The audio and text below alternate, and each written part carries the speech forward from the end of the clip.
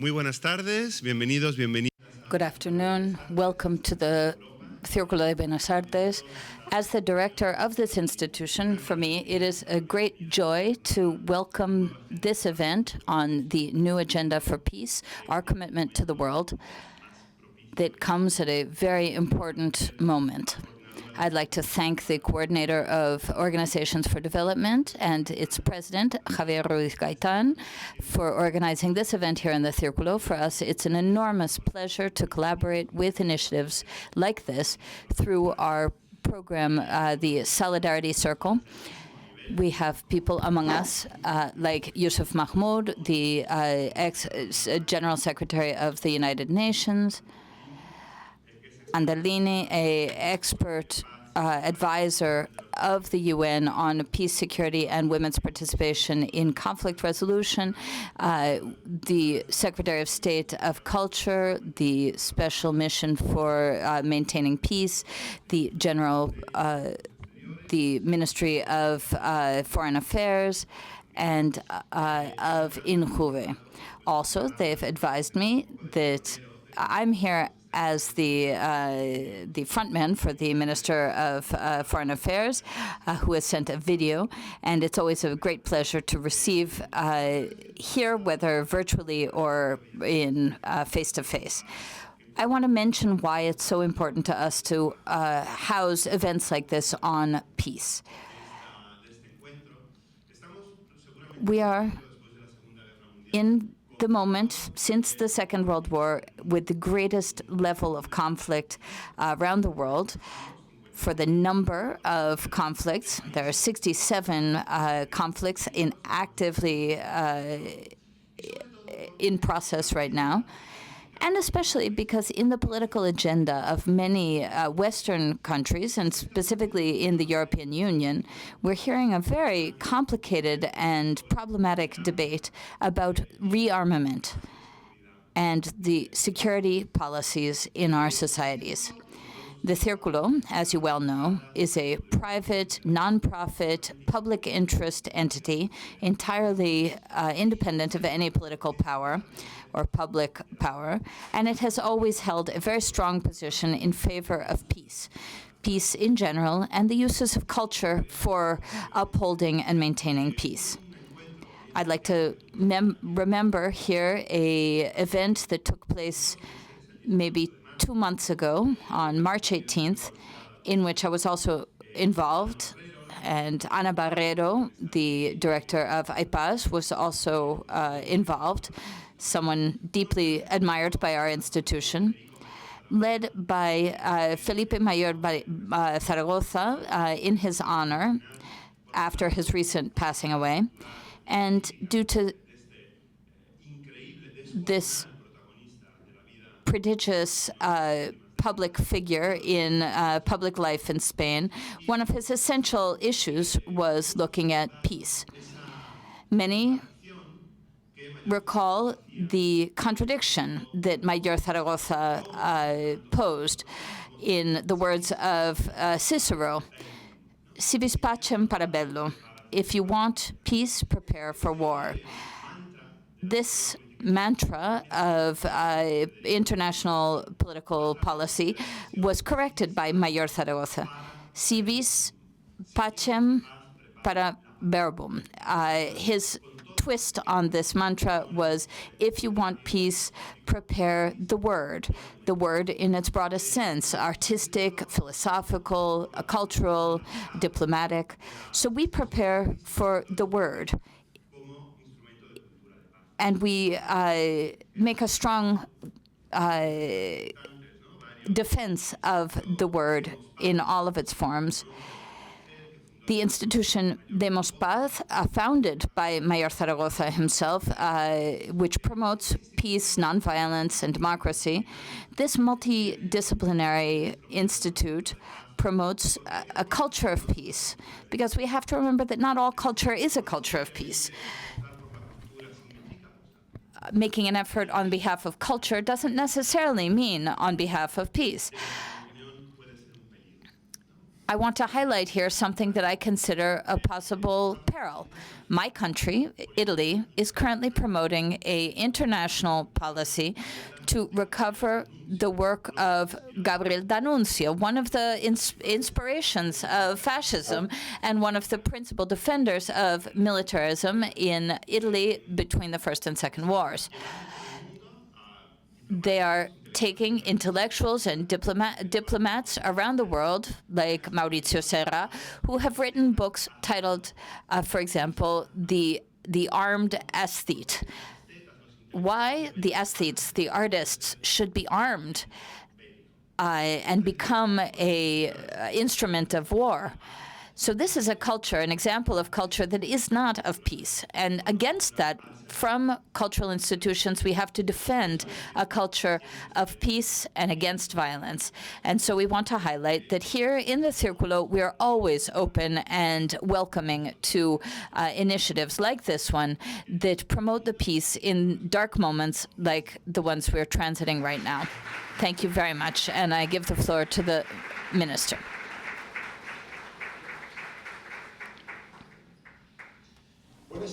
Good afternoon, and congratulations to the coordinator of NGOs for this very important event. I would have liked to be with you in person on this event, but due to my agenda, I cannot be there. Peace is not an abstract aspiration. It's a specific responsibility that involves all of us. And this is why it is so important to participate, to dialogue about how do we make an effort to build peace in a moment in which it is deeply under threat in the complex international scenario. In the Ukraine, an illegal war has been provoking deaths for more than 3 years. In the Sudan, there are millions of displaced people and of dead. Our foreign policy seeks peace in the Middle East in order to put an end to this unhuman war in Gaza and working to build a Palestinian state. We defend international law and multinationalism, multilateralism. In all of these issues, the voice of Spain defends peace, international rights, and humanitarian rights. We again support this new agenda for peace. It is an essential tool and an ethical commitment with present generations and also future generations.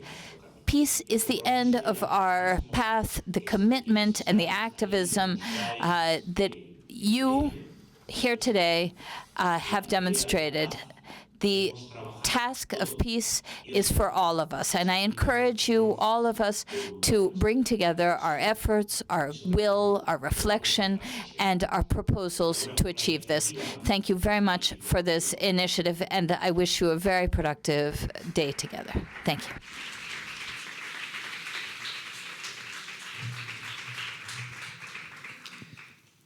Buenas tardes. Good afternoon to everyone.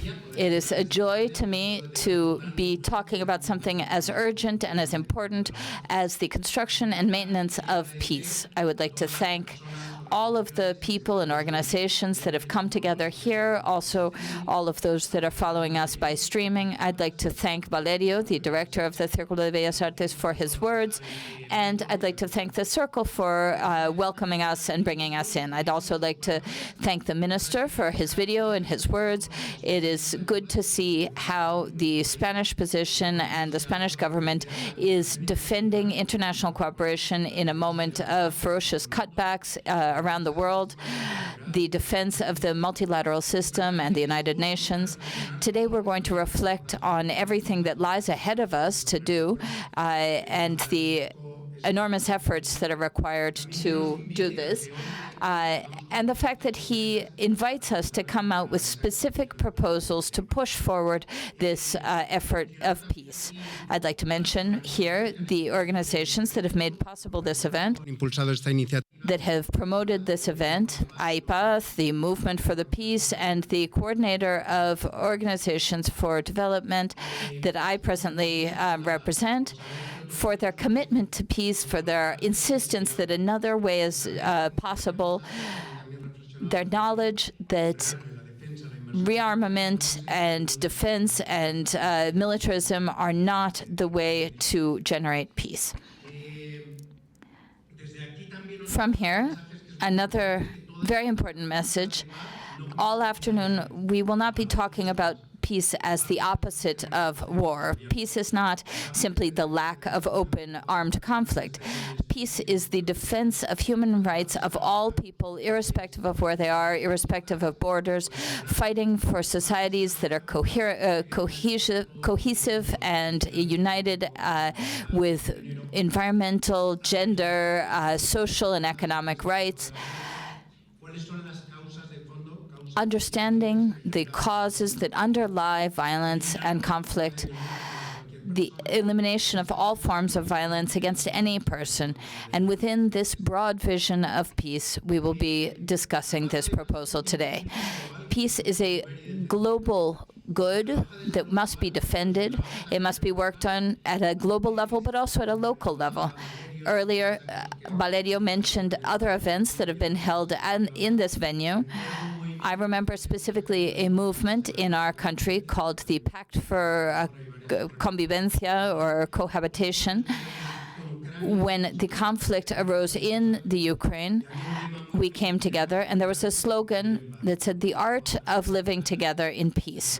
How art could serve to reflect on this art of dialogue and living together, understanding that peace is not simply the opposite of war.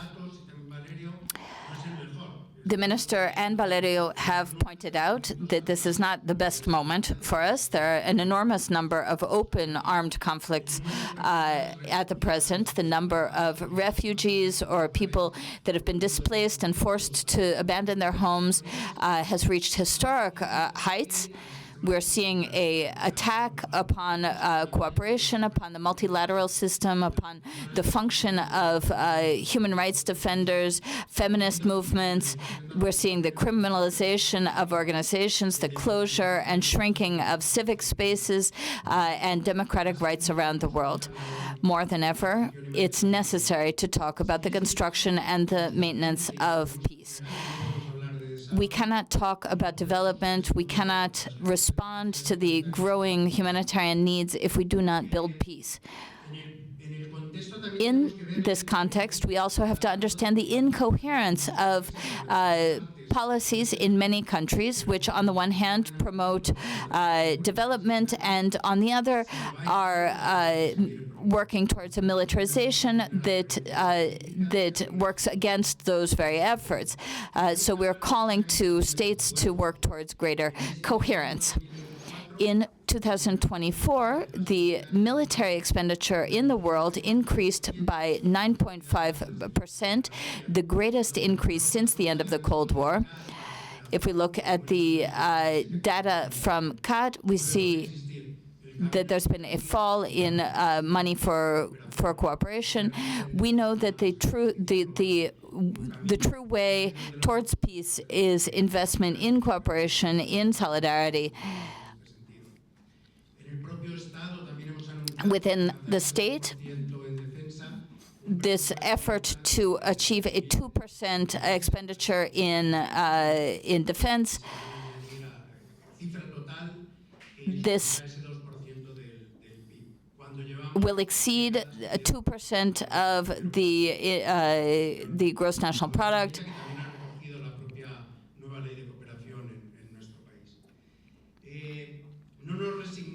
We do not resign ourselves to the inevitability of rearmament in Europe or in our country, in Spain.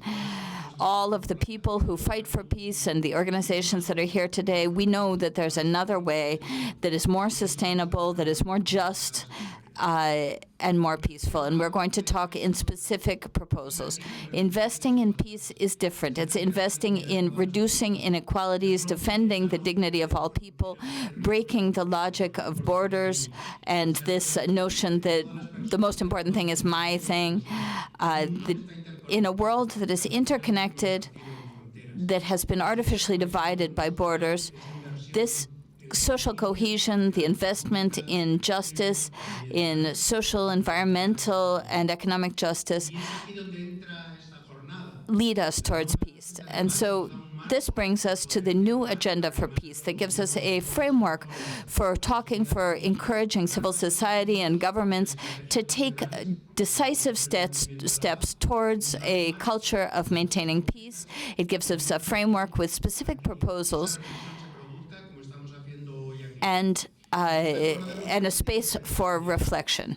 Today, we aspire to do just this, to create a space for reflection, dialogue, and analysis of the role of the United Nations and also as civil society and cooperation organizations. Understanding the role of each actor in this path, incorporating the voices of young people and children as voices of transformation, not only as recipients. And here I see my friend Pilar from the AICE. There we understand the importance of education for global citizenship, or what we call education for global transformation and justice. If we work in schools with young people, with youth, with children and university students towards a culture of peace and nonviolence that sustain cooperation and peace. Only this way can we move forward. But also the intersectional feminist perspective, the voices of women and their participation, their role in constructing peace and safety. We need to include the voices of migrant people, of refugees. This is creating a structure for maintaining and upholding peace. In the video, we see that steps have been taken, and it's important to value this. The position of our country has been in favor of multilateralism, a defense of cooperation, and of peace. But given the circumstances, it's necessary to do more. The focus on peace was included in the law on sustainable development and global solidarity, this new law. Sergio Colina is also with us today. And the strategy for cooperation, peace is named. The AICED, the Spanish Agency for Cooperation, mentions in its statutes a transversal perspective on peace. This is a transversal and holistic understanding of peace. But all of that is reflected in the documents has to be reflected also in reality.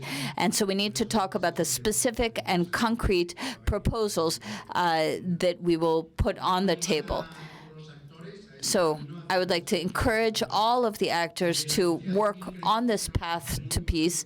As civil society, we have a very important role in the design of the strategy, in its implementation, and also in accountability, in following the impact that this has.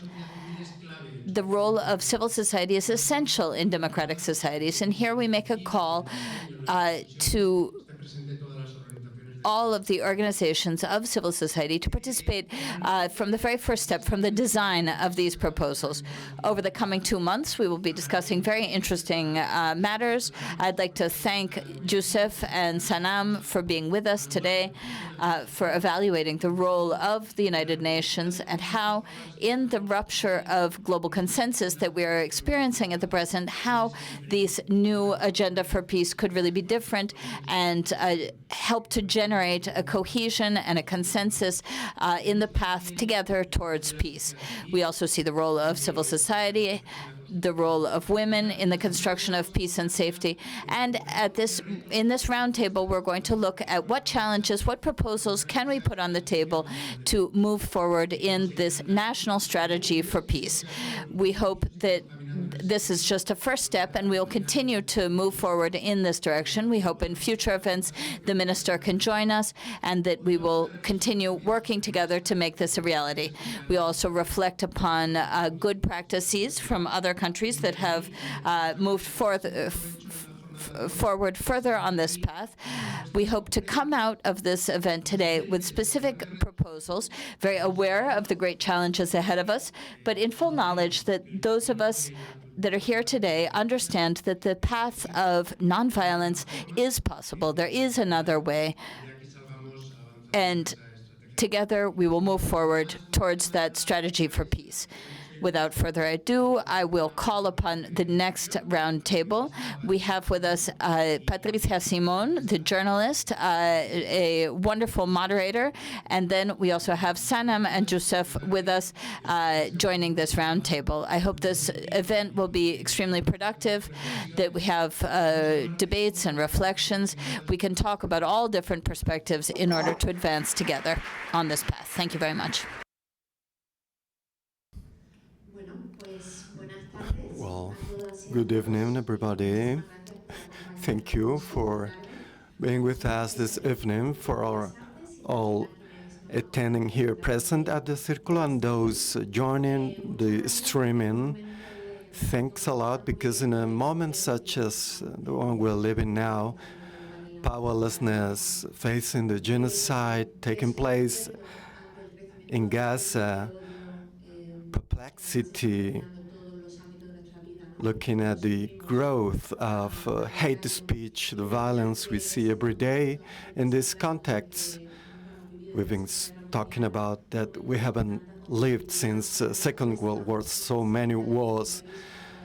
The fact that the answer is being militarism, rearm, etc. We need as citizens to gather together and to feed ourselves with reasons and arguments, and remembering what we've been able to do in other times. That's what we're going to talk about with two people that have contributed a lot to this, and thanks a lot to the organizations that have been working to organize this event, trying all together to make steps towards building this national strategy of peace building and peacekeeping, which is the greatest commitment that states can contribute to. To that goal, we count on two exceptional people. I'm going to summarize their trajectories, but we have to remember those trajectories because they are about the last decades. They have contributed to the best we've been able to do. To the left, first, Dr. Youssef Mahmoud. He is main advisor of International Peace Institute, contributing to programs of sustainable development, peacekeeping, peace, and also advising and supporting practices of mediation and prevention. He was Vice Secretary of the United Nations, directing peace operations of the United Nations in Central Africa, and he has also represented in other, as High Representative in other occupation. He was main leader of peace operations with the General Secretary, and also main director of the Global Resolution on Peace, Women and Security Resolution, in which Sanam, to his right, was a protagonist. He did a review of peace operation in the Congo of the UN, and he's invited professor of African Leadership Institute and Home for Humanity Director for Planetary Regeneration. Thank you for being with us, Doctor. To his right, Sanam Nadari Andalini, welcome. She is a founder and director of, executive director of International Civil Society Action Network. For 3 decades, he's been a expert on peace strategy, working in context of crisis, conflict, extremism, in collaboration with civil society, with different governments in the United Nations, one of the civil leaders and writers of the historical Resolution 1325 about women, peace, and security, also the first senior expert on gender in and she is the leader of the Women's Coalition for Security Leadership, gathering together organizations for the countries behind these initiatives. There are also Innovative Fund for Peace and Initiative for a Better Peace. I could go on and on and on. You can find this online. But let's go to the first question, which is introductory. I would ask you just to do a little introduction to today's topic, some 5 minutes, and then we will go on deeper. About the context we were pointing out, the moment we are in a moment in which there is an increase of authoritarianism, a weakening of multilateralism, violation of human rights and international law. United Nations that were already in a crisis, but they have a credibility, credit crisis in any sense, and whose resolutions are really not binding anymore. Which realist strategy, which exit do you see to introduce new life into multilateral institutions? First, if it's all right with you, Doctor. I hope I understood your question. It was a good test for me. If I heard you correctly, you're asking about, in light of what you just described, how can we use what's been agreed as a means of transforming multilateral cooperation and the institutions?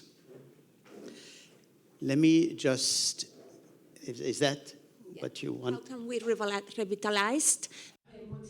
How can we introduce new life into multilateral institutions?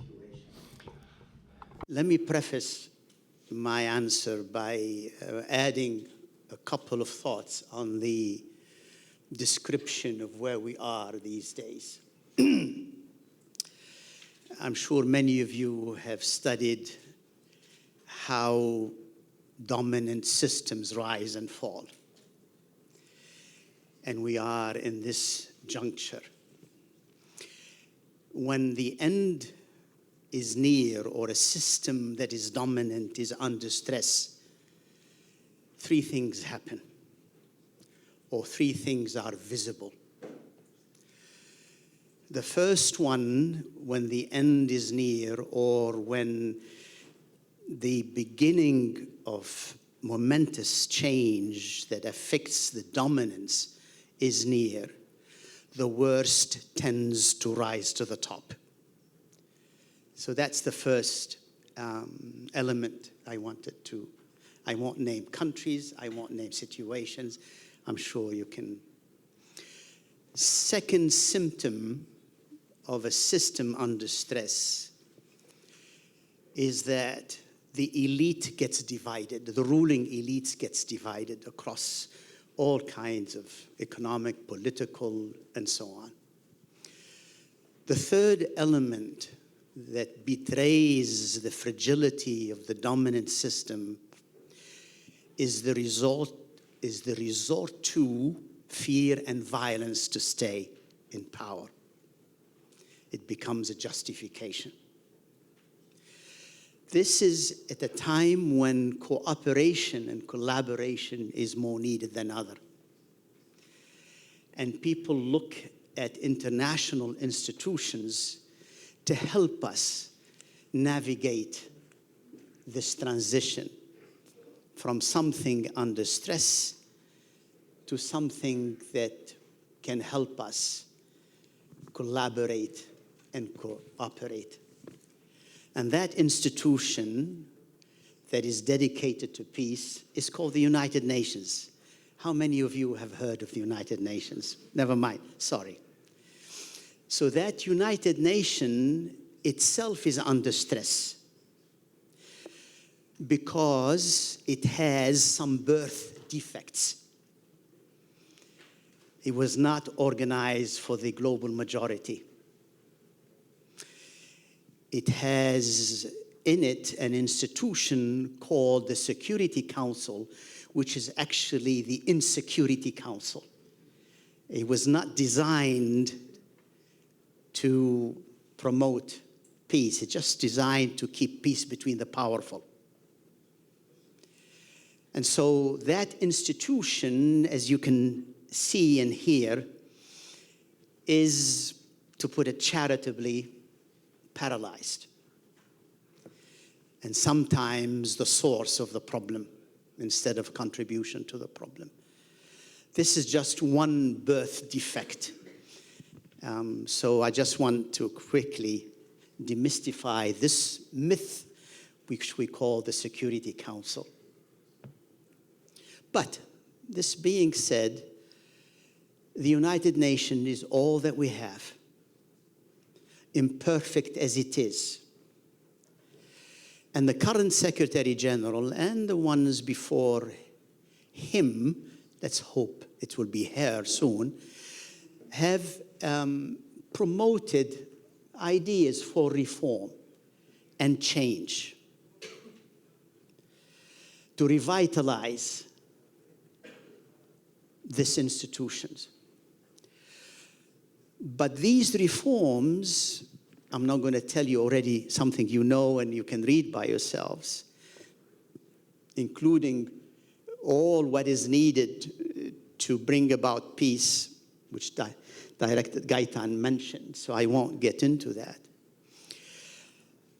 have not questioned our dominant assumptions of what peace is. We've just inherited the dominant understanding of peace after the Second World War, which is essentially, as long as there is no violence, no wars, we are in peace. In other words, it's like saying, I am free of diseases, therefore I'm healthy. In other words, what is wrong defines what I should aspire for. So the starting point for peace is conflict, not peace. And so many other issues that have not been questioned when the Secretary General, the successive Secretary Generals came with means of revitalizing these institutions. They did not cleanse our mental cupboard of what we have inherited as the dominant understanding of what peace and security is. And in fact, peace has suffered because we always link it to security. But nonetheless, there is a plan. There is a suggestion that the Secretary General has presented in our common agenda, and member states have come up with a plan to revitalize it.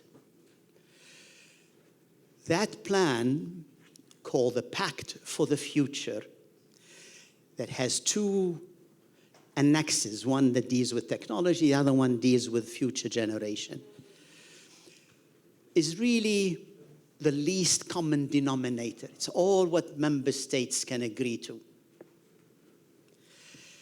But if we leave it to member states, I fear the United Nations is not going to be revitalized. Why? Because we have been trained into the idea that states can promote and impose security, states can promote justice, and we continue to believe that states build peace. You can imagine history. Peace is like a tree. It always grows from the bottom up and from inside out. And we have problems that where the way out is in. So we need to ask each one of us, what is my contribution in order to complement that paradigm, those series of sort of recommendations in the Pact for the Future.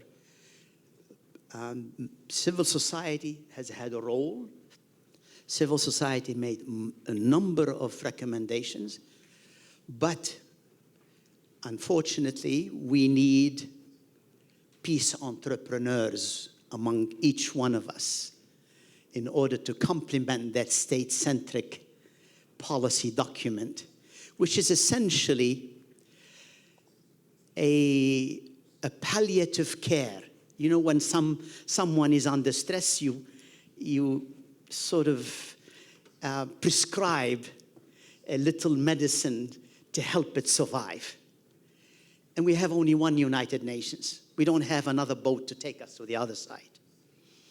And so the pact for the future is a lot of patching, a lot of little medicine here, just to get us over there. But it's up to us to imagine what could replace it. It's a starting point, but it's not the end. Thank you. Thank you.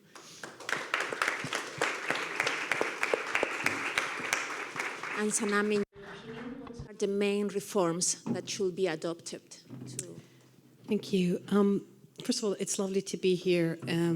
I live in England these days, and we look to Spain for the leadership that you're showing on the question of Gaza and Palestine, and it's really, really important and heartwarming, and so I wanted to thank you for that, because it's not so easy when you're sitting not so far away, and we don't have that as such.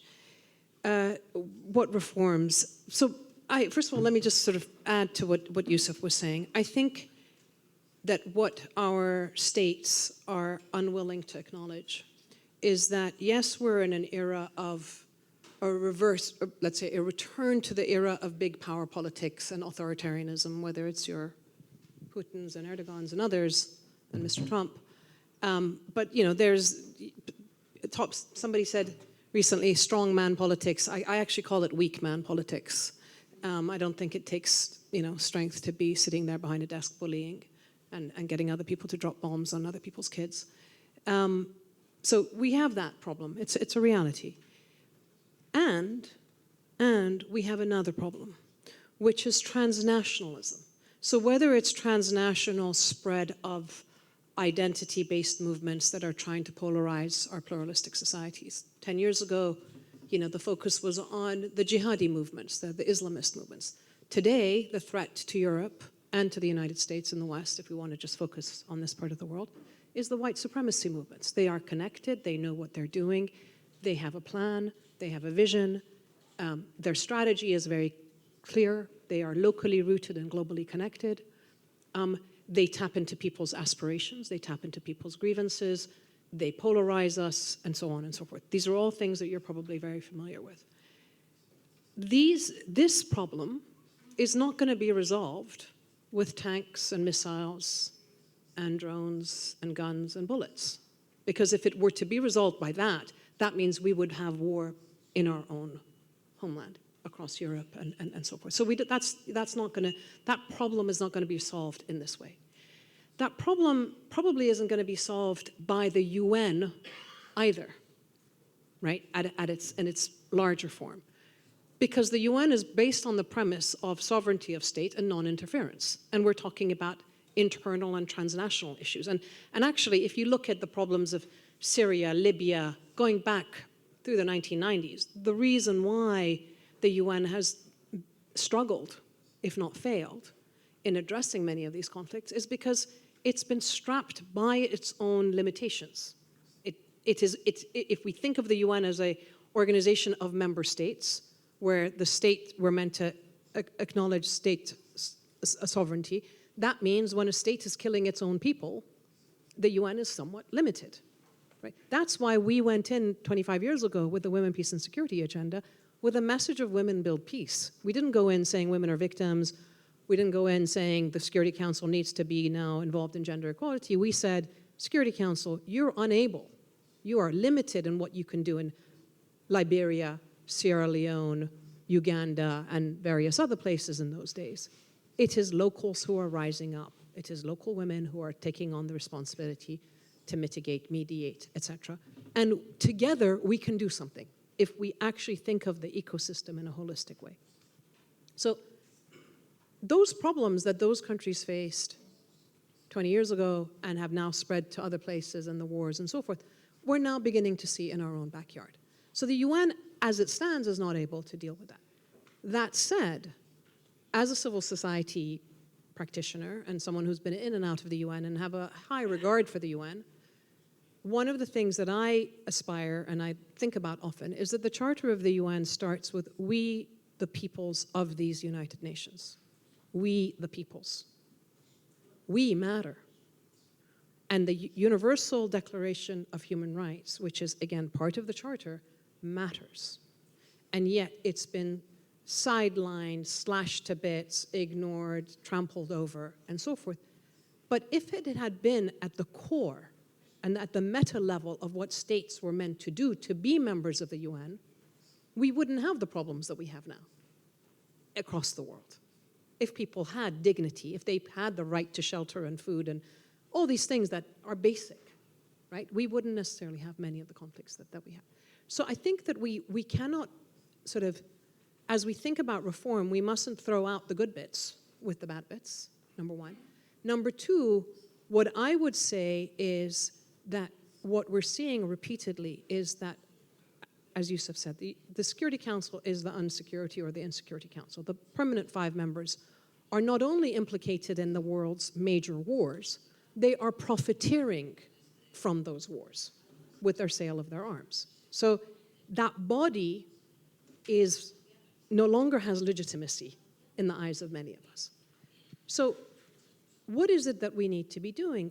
I think what we need to be doing in the places where we're talking about the hot conflicts and the wars, we need to be looking at and really heeding and elevating and listening to the voices of the people at the front lines of those conflicts who are taking on the responsibility to protect their communities, who are taking on the responsibility to mediate with their armed groups, to provide safe space, to engage their own security actors, putting their own lives on the risk for peace for their communities.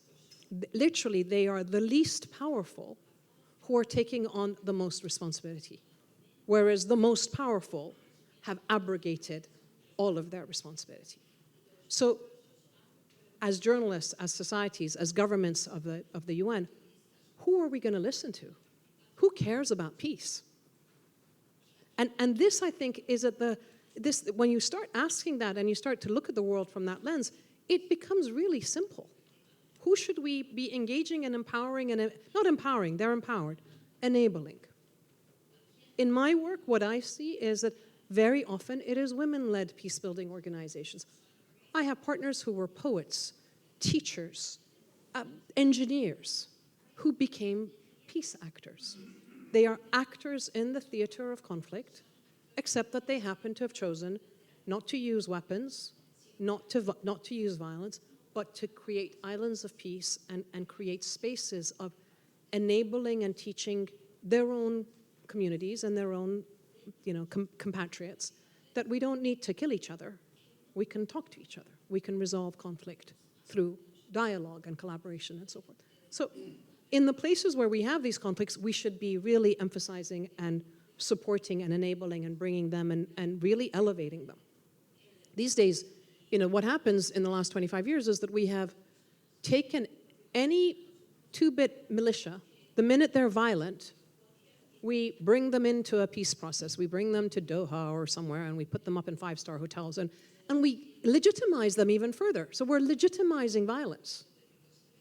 And then we're ignoring those who are actually working for peace. And then we're asking the ones who are violent to come up with a peace plan.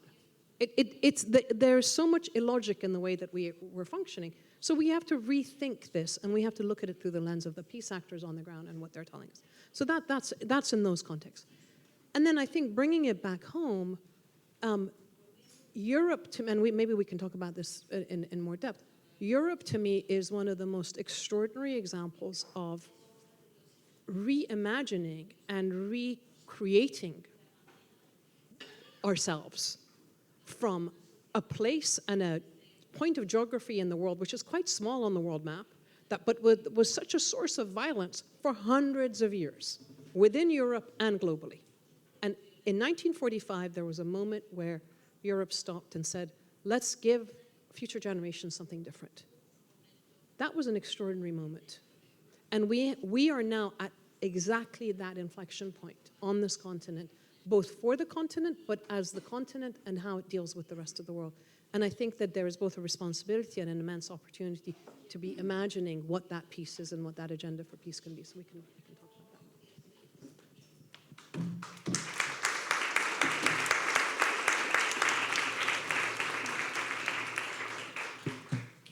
For sure, we'll speak about Europe later because it's an issue that we are really worried about.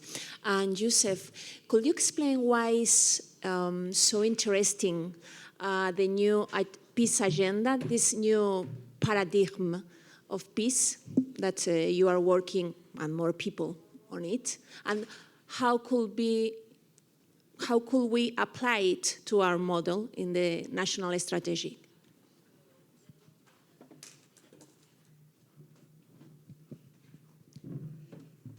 I think we have, first of all, if we want peace to be the starting point and result, as I intimated earlier, we need to interrogate the dominant understanding of what peace is. And linking it to your second question is, if Spain were to lead a movement together with other nations that have developed a peace plan or a peace-building and sustaining peace plan, we need to have a conversation about what is peace for us, what is peace for Spain, what is peace, what is our understanding of peace. And this is what some countries have started doing. They just had conversation in many areas with conflict, without conflict. And the purpose of this is to develop a shared and national understanding of what peace means, so they can own that definition instead of what they were taught peace is, or what they have inherited peace to be. And in many nations, in many cultures, peace is about sustaining, cultivating, and enriching relations. So that's the first. The second thing is, once we have, as a nation, as people, have developed a shared understanding what peace is, let's say in Spain, then we go to the next questions when we say, what are the elements in our culture, in our society, in our policies that militate for that common understanding of peace? So we can liberate ourselves from the idea peace is the absence of conflict. So for example, in some nations, peace for them is to relate to the other without fear. So we've done a survey, and they said, for us, peace is to be able to relate to another common mortal, to another human being, without fear. Other people have said, peace for me is when I compassionately deal with the struggle of a big system that is falling. It may be a contradiction, but they felt that unless we understand the traumatism of the dominant system, we're not going to build peace, because that dominant system is still very powerful and can be violent. More importantly, can buy us and can capture us. So each nation has to define what is in their characteristic that makes it peaceful. And then look inside and say, what are the capacities that we have that we can strengthen to maintain that peace? Instead of making an inventory of what divides us, we make an inventory of what unites us. It's what is called a strength-based approach rather than a deficit-based approach to peace. In other words, you stretch or you concentrate on what you have, not what you don't have, and appreciate it. And then look, what is it that we are doing that makes us really that special peace lovers or peace seekers? Or some people call it peacemongers, means they are really fight for that peace. So they don't take it for granted. Well, we have a parliament that passed a law. Well, we have really 50-50 in our parliaments. We really have integrated in our governance a commissioner for future generations. Because every decision we take now, we take into account the interests and the needs of the unborn generation. We have all of this stuff that makes peace possible in my country. So, what is peace? What does it exist that can strengthen what we have? Then you go to the third element. Who have we excluded from building that peace? Who are the key actors? So, for example, in some countries, they said, we have excluded nature. And therefore, there is no peace without making peace with nature. Because in our economic system of take, make, use, consume, and throw, or waste, we have alienated nature through our extractive practices. There is no way we're going to have peace without making nature our partner. So they have a program of how to make peace with nature. Similarly, they felt there is no way we are going to build the foundation for self-sustainable peace that we have identified as a nation, without making peace with the past. We've had troubled history with a lot of pain. The painful legacies of that distant violence is not going to stay in the past.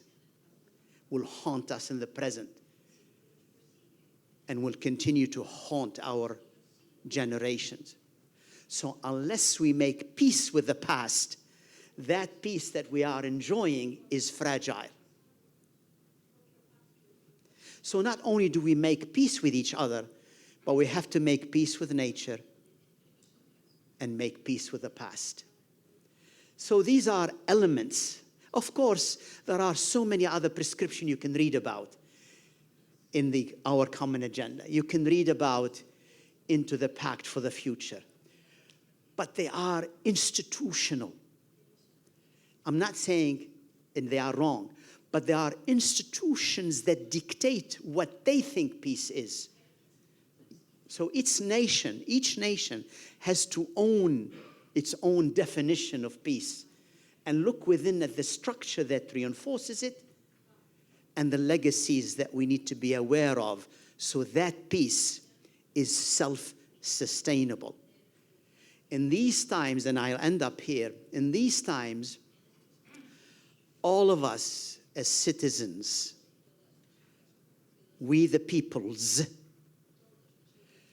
must use peace as a subversive, radical act for the time we're living in. Because the oxygen is being sucked out by this new mantra, as the doctor reminded us, if you want peace, prepare for war. That mantra that did not serve any civilization, as you know, showed its limit. So we need to stand for peace as nationally understood, not as what we have inherited peace is. Otherwise, it becomes security. And security, if you know Latin, I'm a linguist by training, it means secure, which means free you from fear. And that's how they capture you, so you confuse security with peace. And we are nations more and more secure and feeling less and less safe because of that. I'll stop here. Thank you.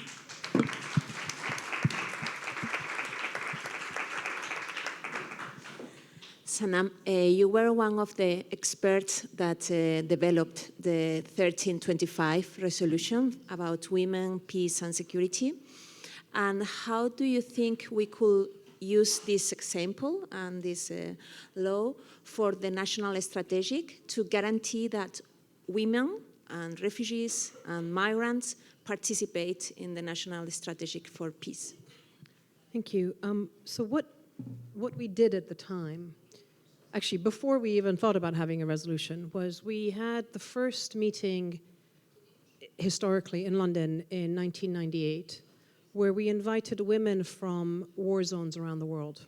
We had former fighters, we had survivors of violence, we had peace activists, all women, speaking about their experiences from Guatemala to Afghanistan to Israel at the time, about what it meant to live through war. And what struck us at that, I remember sitting in that room, and a Rwandan woman was speaking about the need to imagine the future. It was 1944 years after their genocide. And she was talking about the need for forgiveness and the need to think about the children for the future. She had lost 100 relatives in the genocide. And she was able to speak about letting the future of the children that remained guide the actions of the present. That moment for me, at least personally, was really a turning point, because it took the language and all the work that we'd been doing at a higher level, conflict prevention, indicators for early warning, all sorts of things like that, to say, actually, who is it on the ground that is living, breathing, doing this? And what we discovered was that when we have, as women, speaking about these issues, the commonality of experience was extraordinary across time and geography and culture and everything. The experience of women was extraordinary. I would probably say that if we provided the same opportunity for men, it would be the same. If we bring the humanity and enable men to have a safe space to talk about what it feels like to be going to war or to be faced with militias and armies and so forth, they would also say the same thing. We've done some of this work in other countries. But in that moment, it was about women. And what we decided was, well, we need a policy framework to be able to bring this experience out, not to have it erased and not to have it invisible, but to bring it out. And the first thing that we did was we did consultations around the world, actually. We went, and it was in advance of Beijing +5, so it was in advance of this Commission on the Status of Women. And we took that opportunity of thinking about Africa and I don't know, Middle East and the Balkans and so forth, and worked with NGOs around the world, with women's organizations, to say, ask people, what would they want in a Security Council resolution? Like when we say we want a resolution, we want the Security Council to address women's experiences, what is it that they would want the Security Council to commit to, basically? And it was a massive consultation, and it pulled together, and we distilled the key points that we wanted. And that's how we took it. And that's what actually gave me, aged whatever I was, 31, 32 years old, the sense of legitimacy when I was advocating with the various governments that I was meeting to say, this is what we want, and this is, here's a draft that we've written, we've negotiated amongst ourselves as civil society. Because every time I sat down in the room, I felt as if I had a world of women behind me. It was authentic, it came from the ground up. That experience, I think, is actually really important for anything like a national peace plan. Because if you go out and you do a national campaign through your schools, through your universities, through sponsorship with television and whoever else, and you ask Spaniards, express to me what peace is for you, whether it's in art, whether it's in your, whether they want to send you a letter, whether they want to write it in a bullet point form, whether they want to draw you a picture or in a poem. It really doesn't, in a picture, but to ask people, what is peace? What is it that, and one of the important things I've learned is that if you ask people, what do you want for your children? It really focuses the mind, for whether it's your children, your grandchildren, etc. And similarly, what don't you want? the what we want is really important because we need to imagine and envision where we're going. You know, you're building a house. Does it need to have a kitchen and 3 bathrooms or no kitchen? Who knows, right? But you have to imagine that. But we also need to imagine, and this is the hard part, what we don't want.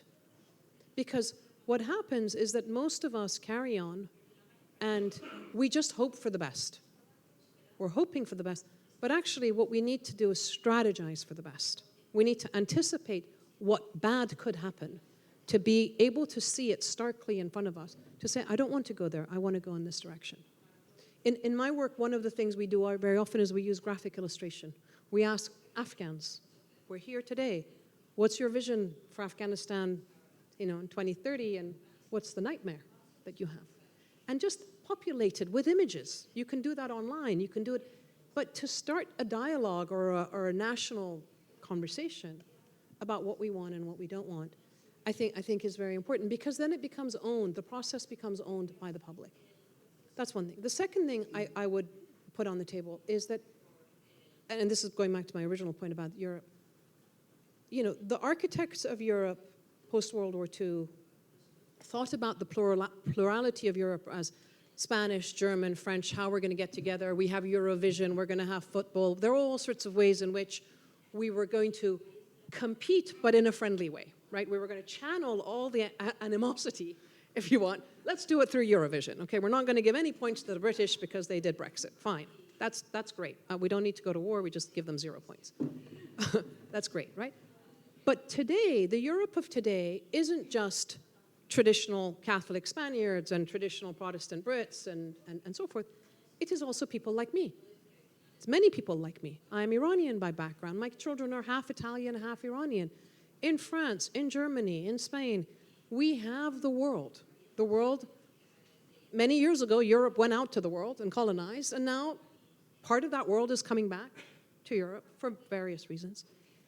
And instead of allowing this to become us and them, we belong and they don't, they are coming here for our economic benefits. Instead of thinking about it like that, it should be we together. Because I bet you, if you go and talk to the most recent migrant who's arrived from a war zone or from destitution somewhere, and you ask them what do they want for their children, it'll be exactly what you want for your children. And these are the points of commonality. We need to think about the social cohesion of what it is, of what Europe is, and enable everybody to feel a sense of belonging and dignity, and to value the richness that comes with it. The food, the fusion and the beauty of the food and the fashion and the music, all these things that have come from all over the world. As human beings, we've always moved around, right?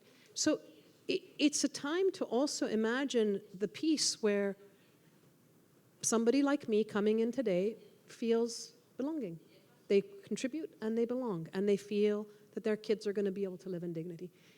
Again, it's not very difficult. It's just that we have been polarized and atomized by far right and far left, frankly, in terms of how we're divided up around ethnicity and race and gender and so forth, as opposed to thinking that our diversity should be showing, we should be focusing on our similarity and the social cohesion that we want to weave together.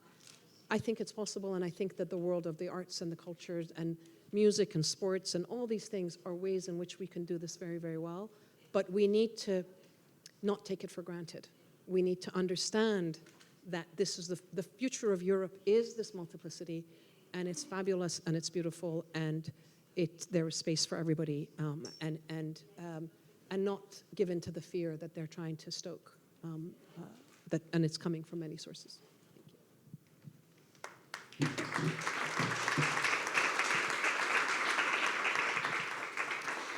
Durante la comida le decía a Sanam que precisamente la resolución 1325 I am speaking about what we spoke about Colombia War.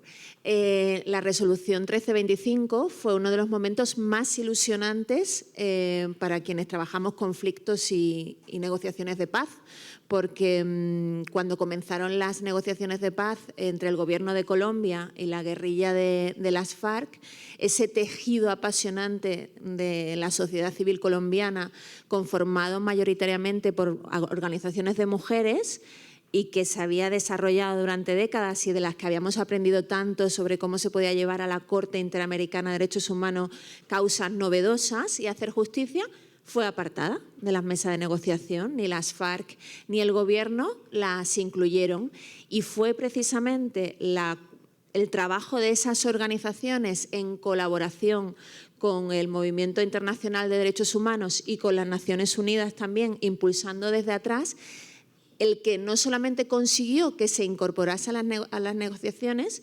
sino que el acuerdo que se alcanzó incluyese, por ejemplo, a las mujeres refugiadas, que era algo absolutamente novedoso. Es decir, a la diáspora, ¿no?, que se había generado, se le incluyó en esos acuerdos de paz. That had been generated. That's what I was saying, that was so important, this space, to remember all the instruments we've been able to have that's still there.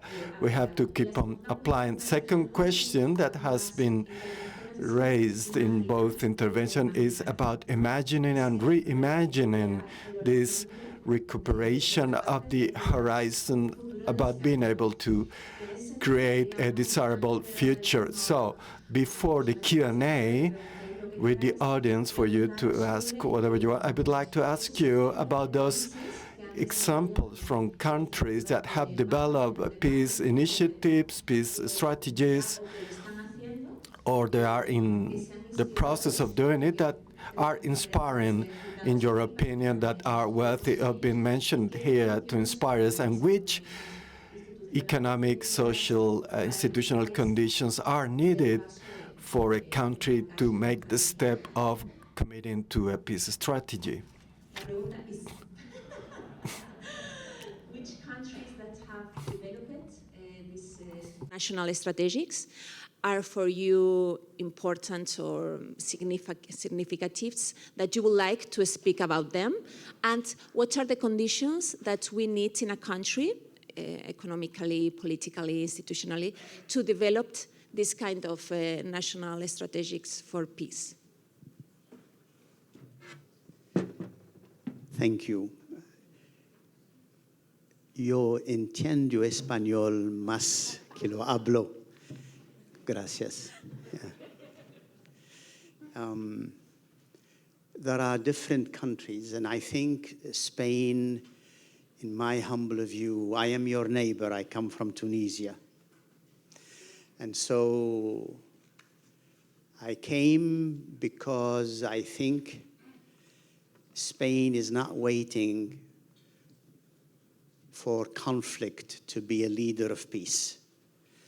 So many of the countries that have presented to the United Nations a peace-building and sustaining peace plan are countries that have inner issues all the way to violent conflict.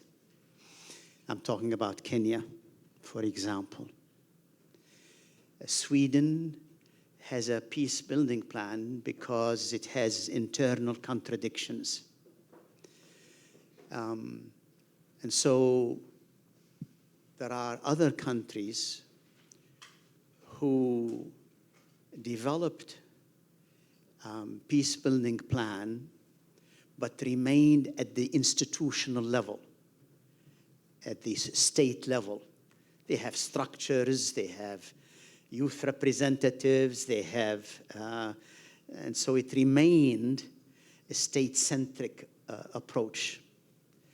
And as you have heard me earlier, peace is not the business only of states. State can be facilitator, but it has to be a national movement.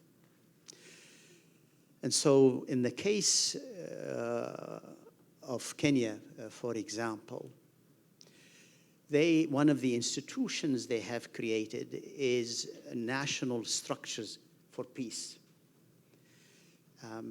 because this is a country that has traditional way of living together despite differences.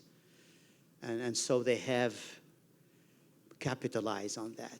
They have created instances that can foresee and prevent violence. But where I have, I believe, Spain can innovate is the starting point should be peace. The starting point should be what unites us. The starting point should be what can we, as a nation, become entrepreneurs of peace in a continent, although Europe is not a continent historically anyway, but in Europe, how can we bring peace as a policy, as a meta-policy? By meta-policy means that every single ministry would be accountable to demonstrate how these policies contributing to sustaining the peace we are enjoying. I'll just give you an example. Let's take education. As you know, education is one of those rare human endeavors that are supposed to prepare you for the future. And yet we educate people and teach them knowledge that sustain the present. Whether it's the economic system, which is linear, you go to school, you get a degree, you get a PhD, the job is waiting for you. Certainly is not working in my country, I can assure you. We have the biggest number of unemployed masters. And those who have masters, they have left. So we are contributing to the brain drain the opposite way. And so it is important, therefore, to go and imagine what is the role that Spain can play to be an entrepreneur for peace. What type of education we should inculcate. What is the type of curriculum we should revisit for that peace? So the state succeeds when they build on the vision of the citizens. Then they institutionalize it. Education is just one of them. Another element, and I won't mention the country, they have promoted a national conversation of what we call consciousness. In other words, they have integrated in schools capacities for younger students, men and women, to develop an understanding of the moment we are living in. How are you living the moment we have here in our country? And what is your role? They've done this beautifully in Wales. In Wales, they felt in order to sustain peace, we need to create at the highest level of state apparatus a commissioner for future generation. In other words, governments or parliaments, before they decide, let's say, on a big highway or a particular budget for a particular sector. I can take the armament budget in Europe, for example. To what extent this particular budget has taken into account the interests and the needs and the welfare and the dignity of unborn generations. And what is this policy is going to bequeath to them? And how I, as a voter, agree to go into this particular path that will compromise the well-being of future generations. So they appointed a commissioner for future generation. And they are promoting what it is called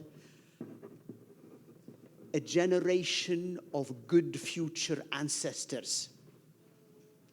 Does that make sense? It's a contradiction in term. Future ancestor. Ancestor is someone who's died, and you're talking about future. It doesn't make sense. It simply means each one of us, going forward, when we take a decision, we should ask ourselves, what is it I am leaving behind? It's just like planting a tree knowing that you will never enjoy its shade. Each one of us is custodian of the peace. And so anything that I willingly participate in, I must keep future generations in mind. It's called befriending a longer now. Because if you deal only with the now, you're in a problem solving. It's a crisis, there's a plenty of issues, and you are prisoner of the present. But when you keep the future in mind, and in many First Nations, they take decisions 7 generations ahead. So that's another, they said, a peace plan means that any decision that doesn't serve succeeding generation, then it's not a peace plan.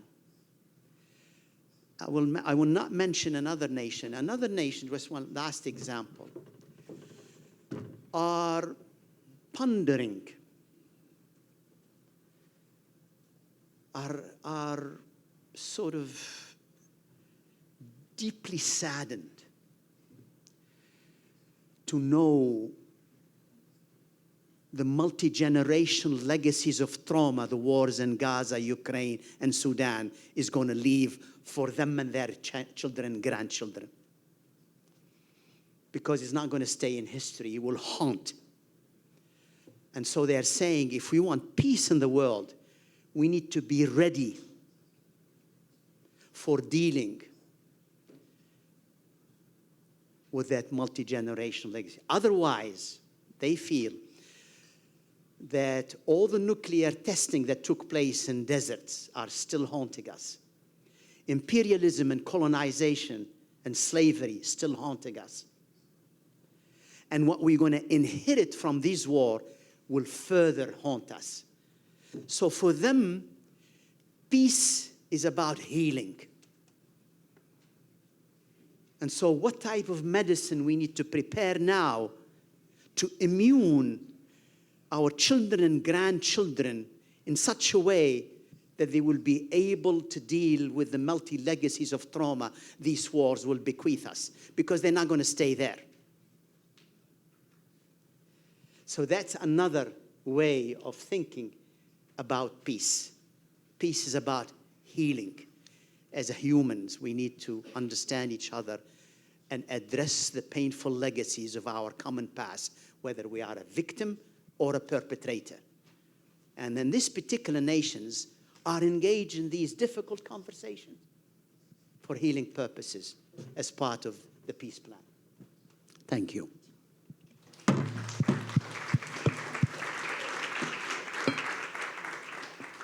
So I'm going to take a more prosaic. I have twin identical girls who are now 24. And when they were little, I would say to them, hitting isn't an option. Okay? So the question, we can think about positive, peace and in its most fantastic ways, but actually a focus on the absence of violence, whether it's interstate, intercommunal, interpersonal, is really, really important. And we can teach that. We can teach that to children from the time they're born. It can be part and parcel of life experiences and so forth, because violence in any form is so traumatic. Physical violence. There's psychological violence, there's all sorts, but physical violence and the destruction that happens around us is something that we've almost become we just accept it as inevitable. And there's nothing inevitable about it. So, number one, I think from a standpoint of how we're thinking about child rearing and the messaging and so forth, I think it's very, very important. Part of our education curricula. Do we celebrate the heroes of war, or do we begin to dust off and do some social archaeology and celebrate the heroes of peace? The doctors, the engineers, the women, peace builders, the journalists, and others through time and history that have been there, right? We don't know them. The untold stories. These are all important issues to bring about. Then I think there is another aspect of this, and it's a piece of work we've done recently. It's looking at how we should engage with our own security actors, our own security sectors. Because what we're doing right now is our politicians are basically instrumentalizing our militaries. They don't want to deal with a problem politically, it's not popular, etc. We'll throw some military money, we'll militarize, or we'll throw a military at it. Right? And the military and the security sector actors are the first ones to come right now and say the types of challenges, the threats that we face externally and internally, transnationally, etc., we as the military are just one tool in the box. We cannot, when we are not equipped, and we should not be the ones who actually deal with these problems. And yet, what is happening is that the weapons industry is lobbying for an insane amount of investment in weapons, and it's going to be our boys and probably our girls who are going to have to go off to the wars that they want to perpetuate. Because once you have the armament, you're going to have to use it, or you're going to have to sell it to somebody else to use, right?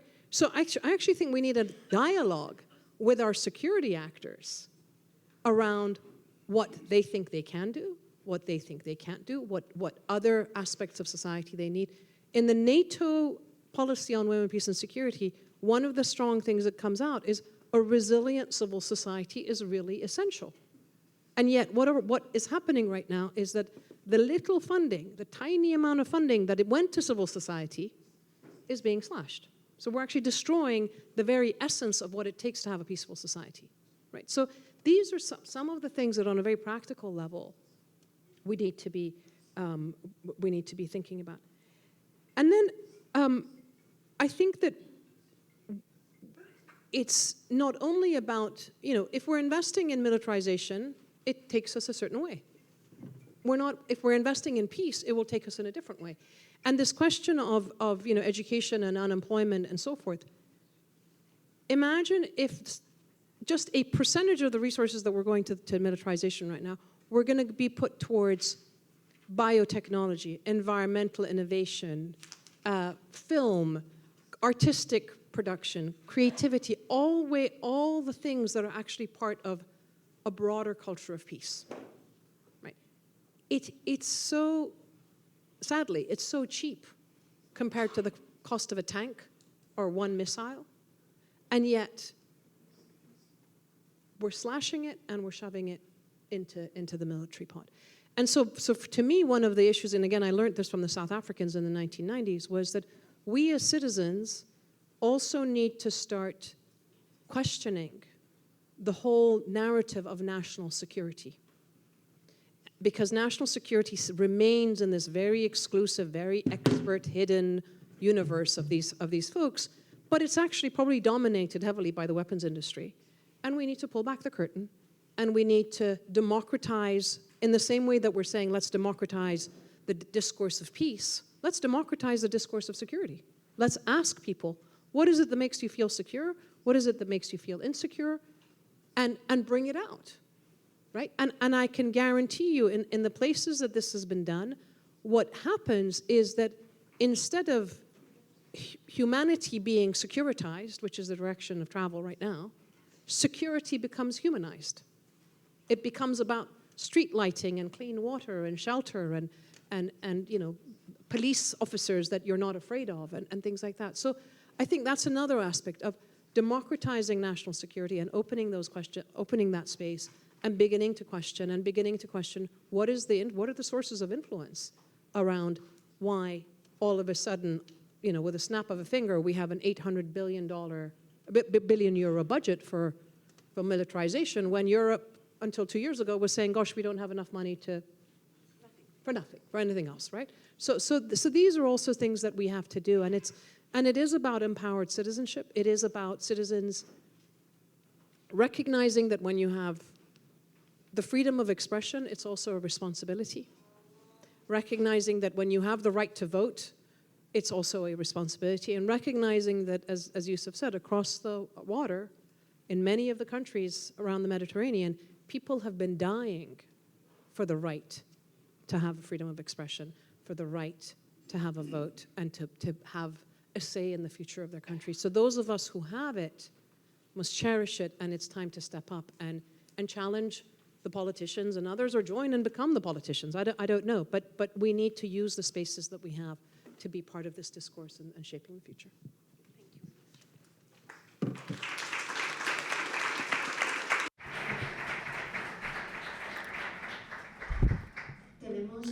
We have some 5 minutes for questions and contributions from the audience.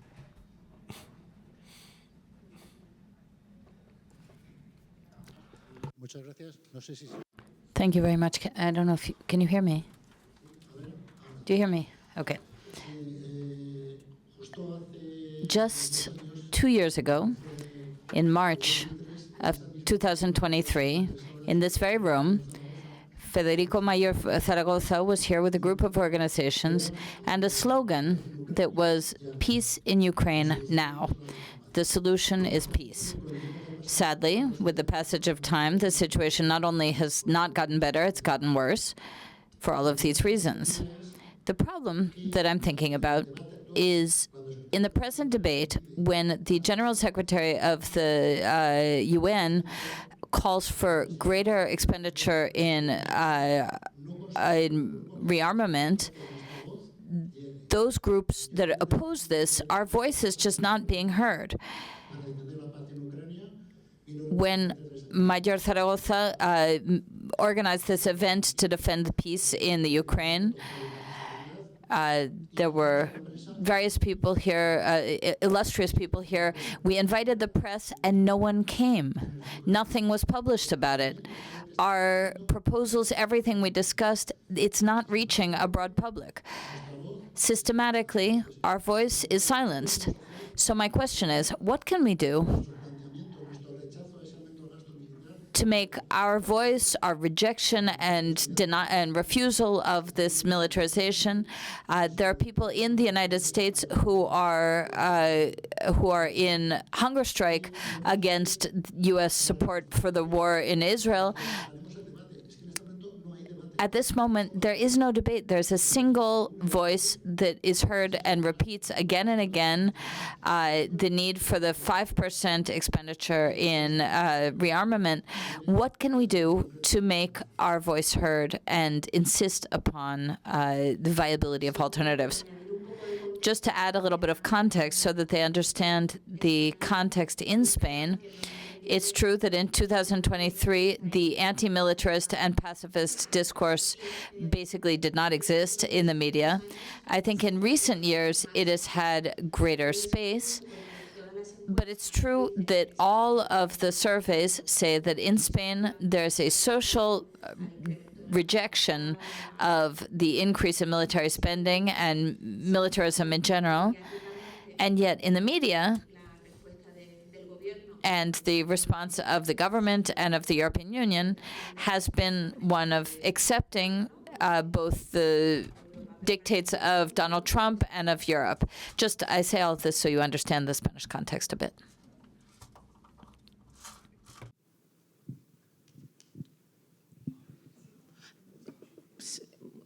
Vale, okay, we can.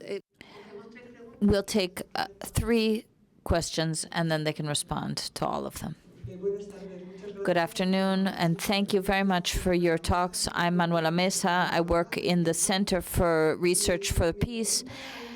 And my question has to do with the new agenda for peace. I've studied it.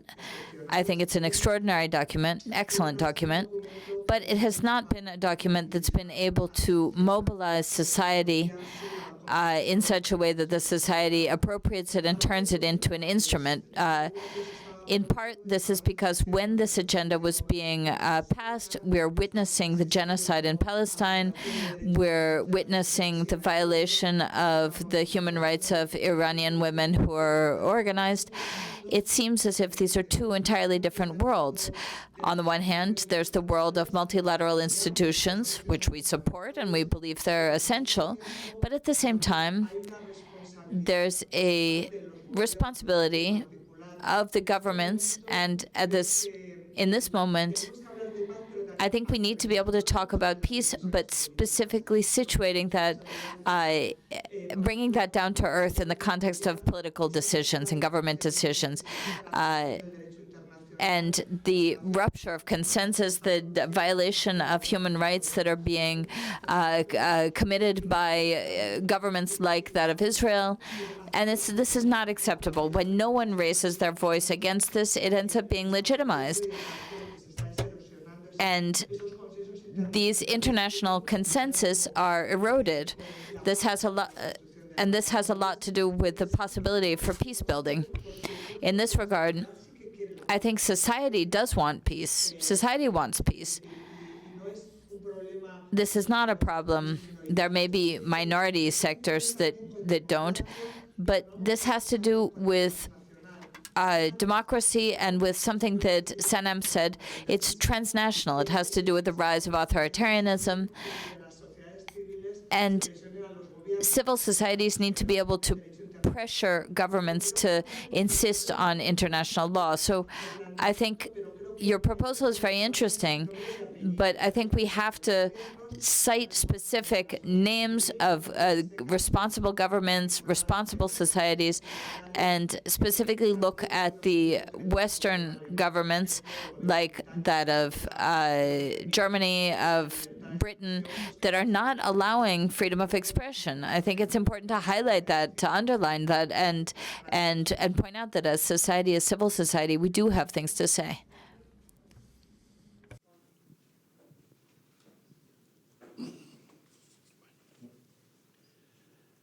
Hola, buenas tardes.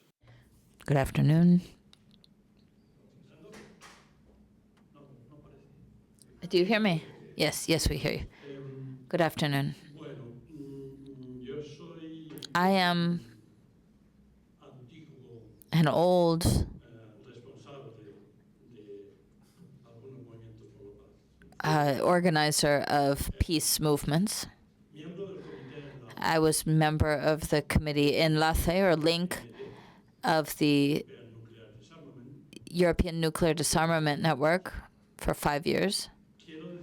And I want to say, with all of this, to say that I do have some experience with regard to the issue of mobilizing civil society around questions of peace. Recently, someone said that people support peace, the society supports peace, and I believe that's not true. At this moment, I don't think that the population supports peace. I think if we had a survey in the European Union, I think a majority supports rearmament. What I mean to say, we understand that the value of peace doesn't come out of nowhere. You can ask someone if they support peace, and of course they'll say yes.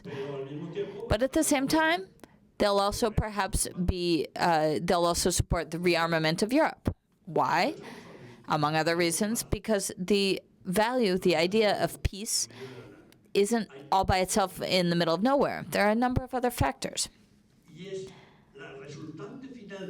And the final result of this whole body of elements is what determines whether a person or a society supports an effective policy of peace and safety or not.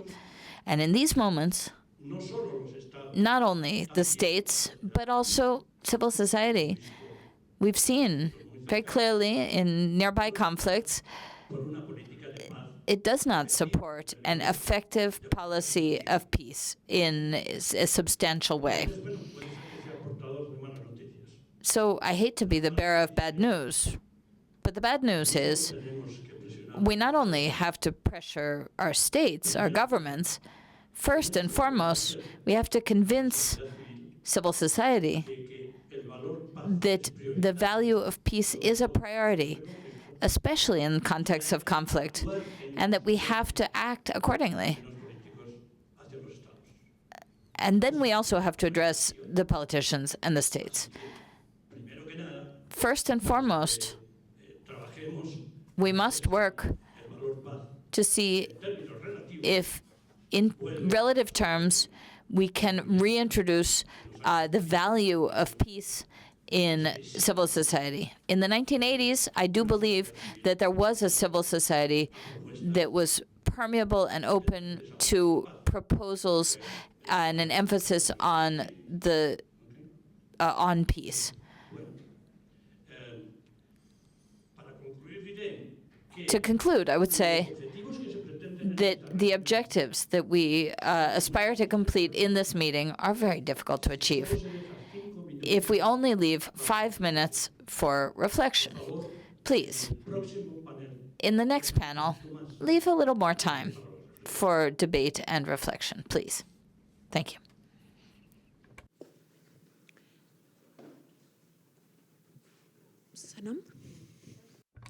Sanam?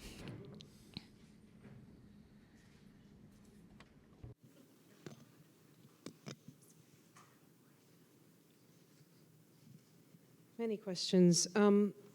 Look, I don't think this is a one-size-fits-all approach, right? So if we were sitting here in 2021 or 2022, January of 2022, I would have said the most important thing we should be doing right now is a radical 24/7 crisis diplomacy to contain Putin and his onslaught onto Ukraine. And in fact, what I would also say right now is for anybody who's doing a PhD or wants to do a PhD, it would be really interesting to do some investigative work on what were diplomats that knew the context of Russia at that time. What were they saying? What were the cables going back home? What were they telling their own politicians and leadership? And where was the ball dropped? Because any of us could sit for 5 minutes and understand that if Russia were to invade Ukraine, the implications for Europe would be profound. So it should have been front and center of Europe, at least European leaders, thinking in, before the invasions happened. It wasn't. So there's a failure of diplomacy. Similarly, a failure of diplomacy vis-a-vis Sudan.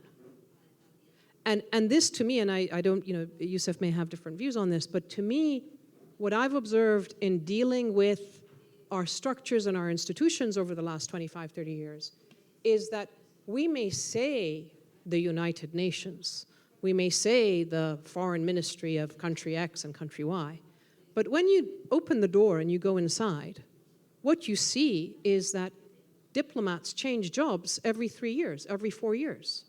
We don't actually have long-term, deep expertise in conflict and conflict management and peace building and so forth and so on. Much of that expertise sits in civil society, actually.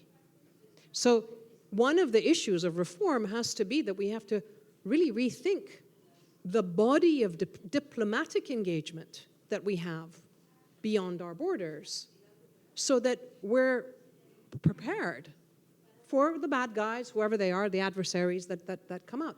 At the moment, they know us very, very well.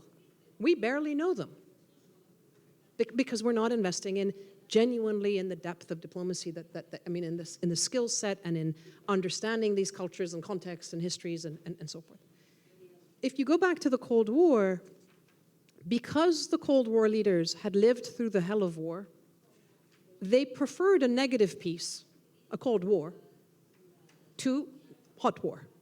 And so it's interesting for me when I look back to say their approach was, we will do whatever it takes to try and prevent an outbreak of war. We'll take it around the world, sadly. We'll take it to South America and Africa to proxy wars. But we're going to try and do whatever it takes to avoid full-on war.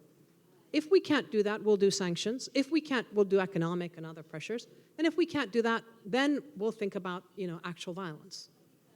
Since 2001, since 9/11, and the dominance of the American superpower era, this has been reversed. It's been war. If we can go to war, the US will go to war. If they can't go to war, then they'll do sanctions. They have 16,000 sanctions out against various countries, most of them poor countries. If sanctions don't work, then we'll try diplomacy. As an Iranian dual citizen, this is what we're seeing, right? If Israel could have gone to war against Iran, it would have gone to war. And the Iranian regime, whatever we may think about it, they lived through 8 years of Iran-Iraq war. They lived through chemical weapons. They know what war is, and so they have done whatever they can to maintain power over their own population, but also to make sure that the war doesn't come back into their own territory. This flipping is really important, the focus on genuinely what is being done to stop the war in Sudan, to have a ceasefire in Sudan. How much diplomatic, 24/7, day in, day out, the most seasoned diplomats from the world focusing on this horrific war, or on Ukraine, or on Gaza. I don't think it's happening. I don't think that we are actually prioritizing the ending of war in whatever shape or form that we can. What we're doing is we're throwing a bit of money at it from a humanitarian standpoint. And we're ending up in a universe of not only the military-industrial complex, but increasingly the military-industrial humanitarian complex. And this is not sustainable for any of us.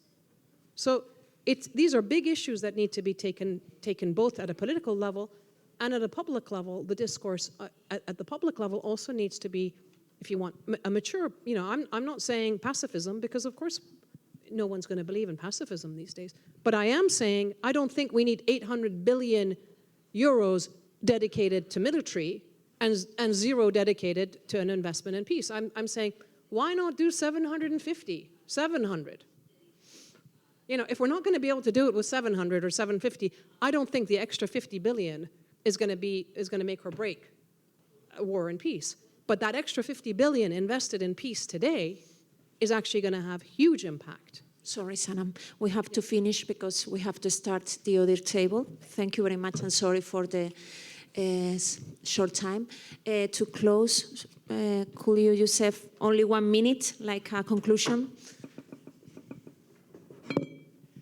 1 minute. So the first point, we should have... 30 seconds now.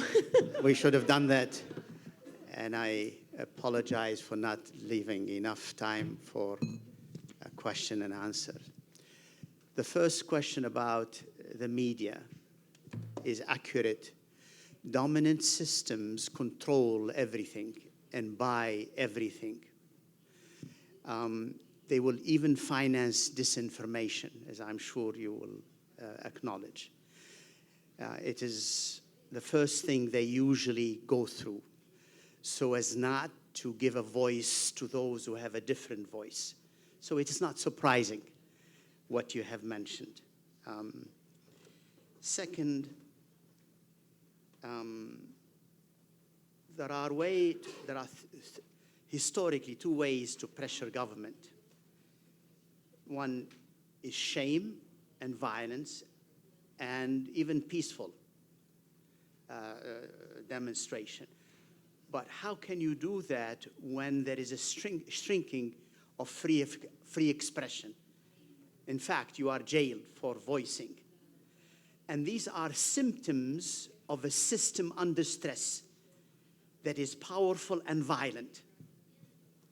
So clearly, one way, which is shaming and naming and going to it, is limited, has limited effect. Another way that we have seen historically bring results is for the coalition of voices that create paradigms that make the old one obsolete. And how do you do that?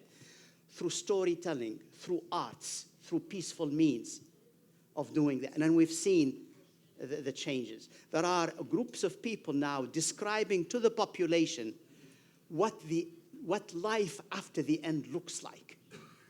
And these stories are going viral. So people understand what it is. The second and last thing, it's already 1 minute more than,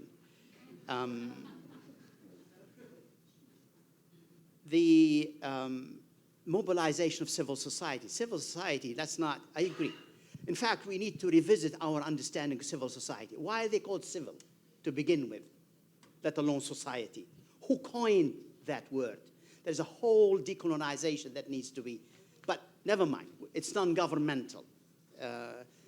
And this is where, historically, those who are not in power work like water on marble.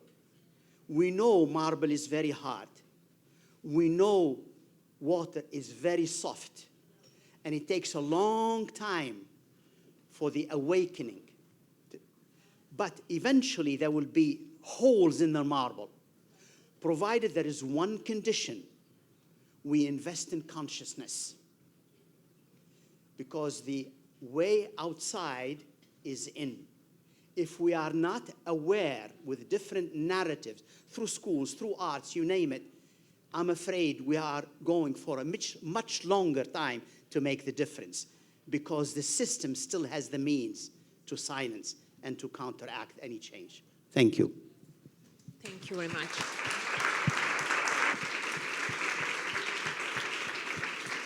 Thank you, Sanam. Thank you, Youssef, for helping us to imagine a future of peace. Muchísimas gracias por acompañarnos y espero que... Thank you for accompanying us, and I hope that there's time afterwards to continue sharing questions and reflections afterwards. Thank you very much. Good evening, everybody. Thank you for your attendance to this event. I want to acknowledge again and thank you all organizations contributing to the organization of this event. So relevant to MPDL, NOVAC, Coordination of Spanish NGOs. We have contributed as the IPAC, Spanish Association of Research for Peace, gathering all chairs, departments, university departments researching on peace. Peace building has been a constant preoccupation since the origins of humanity has been relevant. And still, it's quite important, but in the framework of the current situation, the big challenges that humanity, the planet, have to face multiple crises, the rise of political and social movements that are totalitarian and supremacist and autocratic governments. In this context, peace building is an urgency, and if we want peace, we have to prepare, get ready to act for peace, not for war. Increasing military spending. We need the political will to invest in peace, budgets based on peace culture, rights, and consistency of policies. That's why the organizations behind this event and others from civil society, we ask the government to commit to development of a national peace public policy that would be embodied in a national strategy of peace building, peacekeeping, into a peace plan, the commitment with global justice, peaceful coexistence, and fundamental freedoms and rights. It's been said, General Secretary, through the new peace agenda, Pact for the Future, are asking the governments to foster these, push forward these national strategies for peace. But in particular, in the Spanish case, we have the Act 17 25 about fostering and peace culture that says in the framework of the United Nations initiative, this act wants to be a starting point to substitute the culture of violence of the 20th century by a peace culture. The government will promote peace through solidarity initiatives, cultural research, education, cooperation, and information. And it also says that the Spanish state will make public the joining its will to join the Hague Agenda for Peace in the 20th century, committing to develop its agenda. The Hague Agenda that was approved in '99 wants to promote peace culture and global justice and wants to suggest the measures to be the policies to be fostered by states and citizens for a peaceful world. I would like to single out among the topics that this state act commits to is to foster institutions for peace and promote resources for peace cultures, support from ministries on peace departments, investment into sustainable development and peace, use of military spending to fund social programs, fostering of alliances among governments and civil societies. We have the agenda, the context, the instruments of United Nations, state legislation since 2005. It must be implemented. We know that peace is possible at all level institutions and citizens.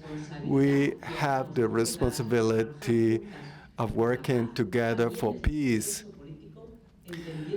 Also, understanding peace as a collective desire.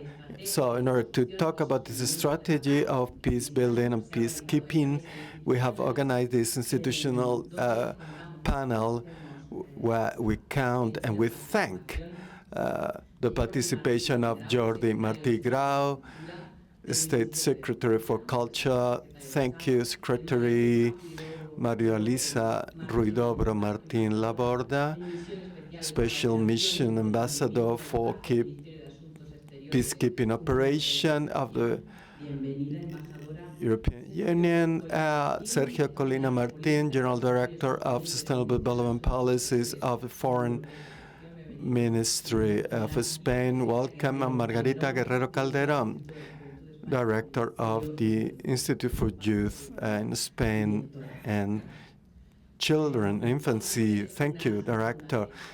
We gonna put you some questions. Please be brief so we can then have some discussion with the audience to have some debate. So I'm gonna start by a first question from the areas in which you work, for which you have responsibilities. So after this call from United Nations for these strategies, national strategy for peace, comprehensive strategies, how are you contributing from your different areas and departments, from your responsibilities and competencies, and how is it being translated into your policies, the practices of peace building?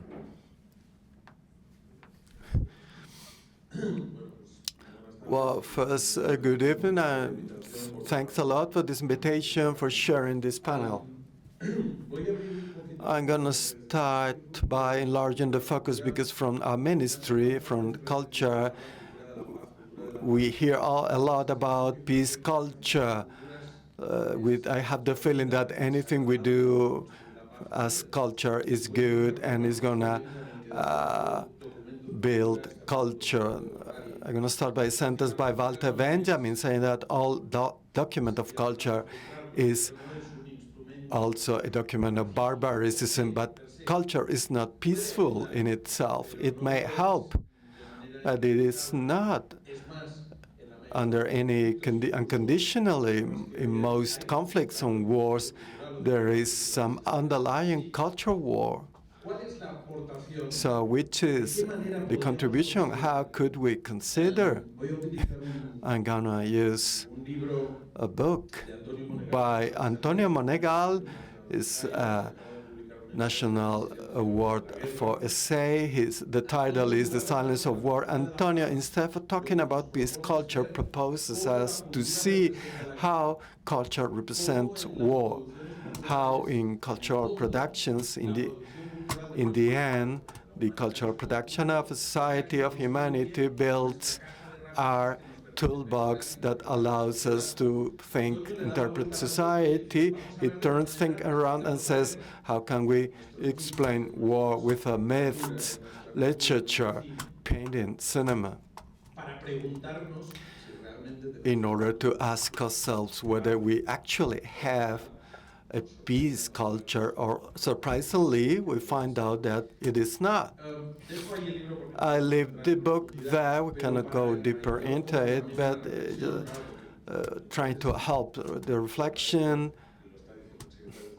And I'm State Secretary for Culture. They may close my working place. I'm starting by Benjamin and barbarism. This could end bad. But in my opinion, simplifying a lot, which is the point that makes a difference between a culture helping peace and not. It's about thinking culture as a conversation, always an unfinished process. That could be translated into cultural facilities, public facilities, and literature. That possibility that culture gives us to rethink again. A book is not something the author says the work is finished when somebody reads it, but it may also provoke a reflection on the reader. Culture is a conversation from immemorial times. When we look at any cultural phenomena or manifestation, sometimes you find cultural propositions that don't offer you conversation, only admiration, only awe, but they don't really help transform yourself, because if you chat, if you start a conversation with what you see or read, you are being able to pass from the reception to the emission, to start the dialogue with the other. If you are propose a close realm culture, being artistic identity, where there is only a voice to be heard, you cannot. I'm not saying that this leads to war, but if we build in a space where there is no dialogue, well, so I think this is the underlying thing in the cultural ecosystem in which we are moving. I'm not talking about public policies here, but rather about the cultural realm. So what can we do? They always say that culture can act in three moments when there is a conflict. First, prevention, betting on proposal spaces of conversation. Here, this is an example. The Círculo Bellas Artes, this is a conversation. There is a congress nearby. So this is a space where you don't become just a listener, a receptor. It invites you to become active. This is key, and it's always more important today. So when we talk about the right to participation in cultural life, and we defend cultural rights as a banner in our ministry, although we don't do this thinking exclusively in terms of culture of peace, peace culture, we are thinking of a culture that is about dialogue, and politicians are not giving a good example. Second, during the conflict, protecting cultural goods, intervening in the areas of conflict to protect all legacies that are in danger, and after the conflict, helping recuperation, helping not just the recuperation of material good, but the most difficult thing, to start again, the conversation again. War ends when dialogue starts. There is no other way of ending it. When the recognition of the other as somebody that has its own reasons.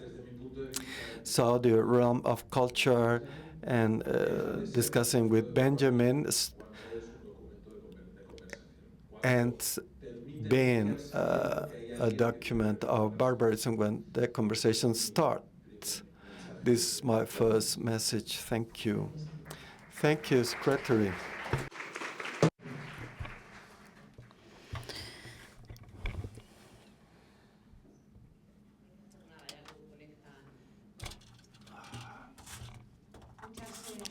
Thank you to our moderator who's introduced us.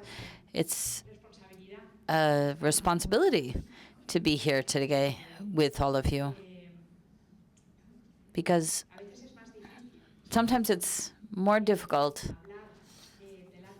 to talk before the recipients of the policies that we carry out in the ministry than it is to amongst those who manage certain common codes that work within the states. And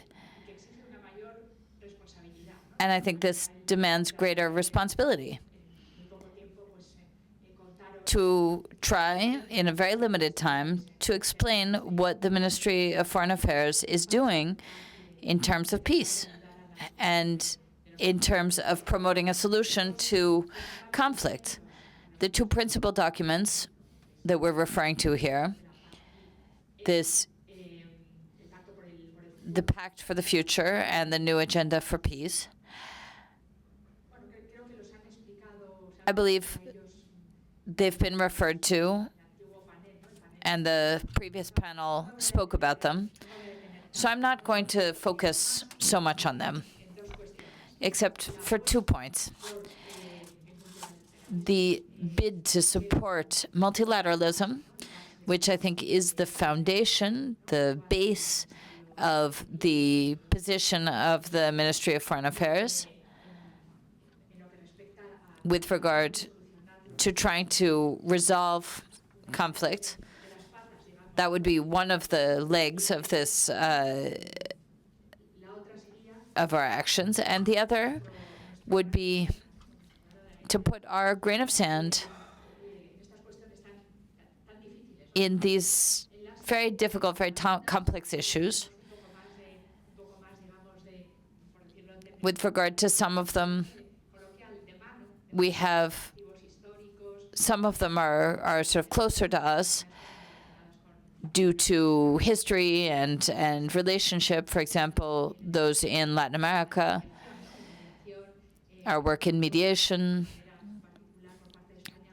both as Spain and within the organizations that we belong to, like the European Union, and we add our grain of sand to the effort. For example, there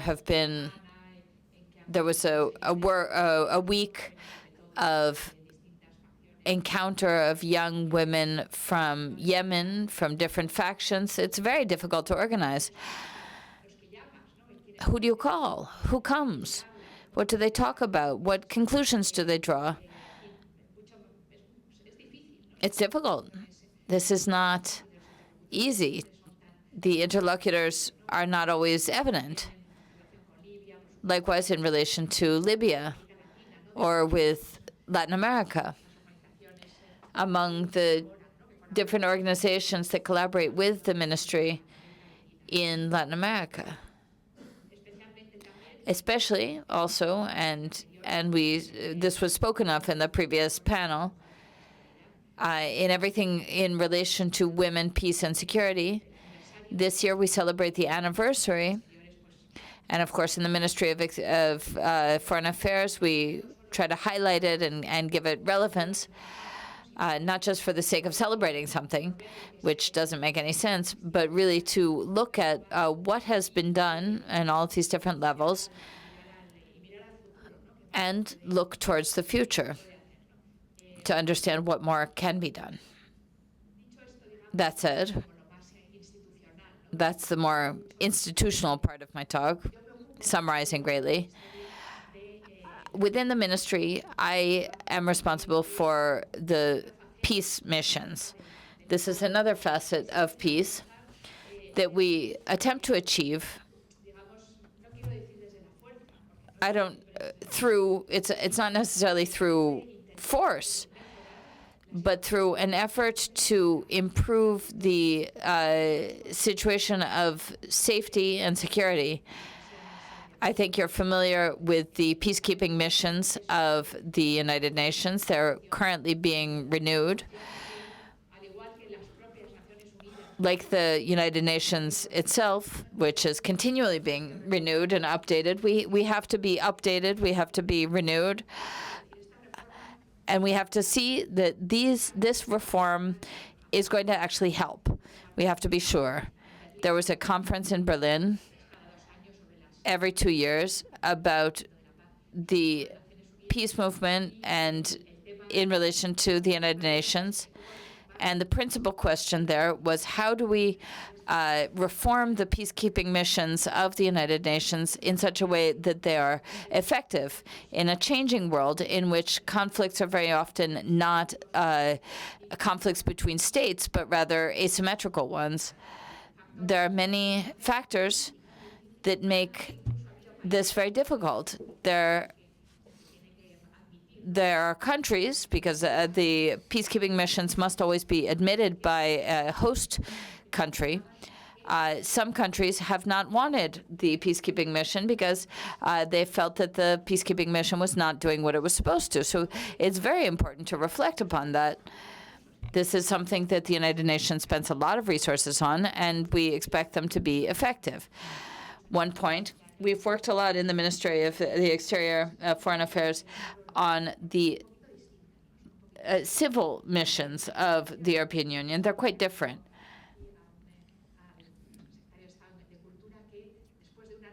After a meeting in which we invited all of the ministries to ensure a broad participation, these are missions that have a very important relationship with the security sector. Sadly, in situations of conflict, the security sector, which includes all of the institutions of the state, including judges, penal system, the police, systems for support of women, children, minorities, it's very important that this whole constellation that seems to us essential in many of these countries, none of this exists or requires a lot of improvement. So after a meeting in which we tried to convince many ministries to participate, not only the police and the civil guard, talking about some of these profiles in these missions for issues of heritage, cultural heritage in countries in conflict. That's a different question, but I think it's important to take into account the countries where you're working. We will come across civil missions from the European Union, and it's important to lean on them. They have a lot of information about the countries, about your activities, about what you're doing there.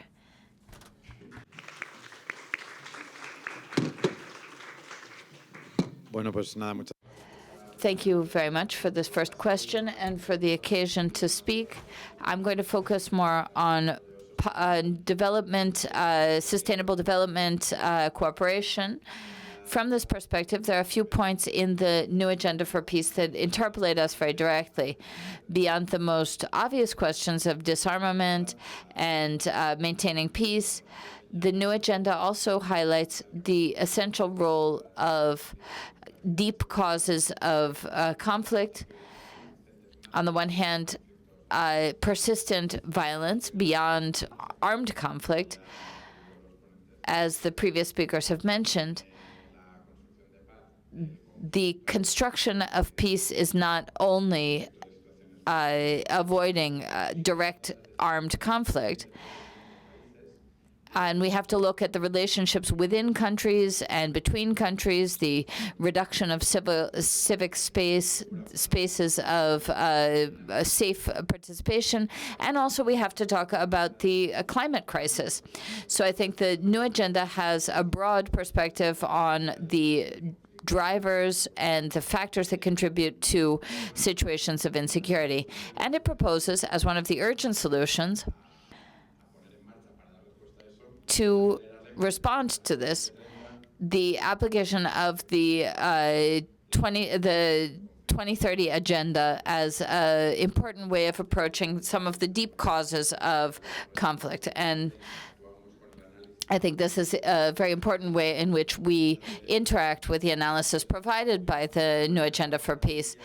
The good news here is that these issues are at the very heart of the process of reform of the Spanish Cooperation Agency that has been underway since the approval of the new cooperation law since 2023.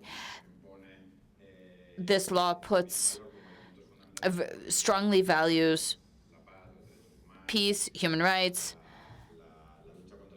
the fight against inequality.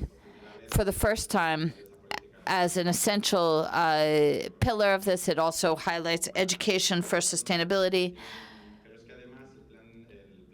But moreover, the directive plan of a Spanish Cooperation Agency, which is our roadmap for addressing some of the main principles of this law over the coming years, includes for the first time as a transversal perspective, something that must be included in all activities that we conduct, irrespective of the sector or the environment, and that is the principle of peace building.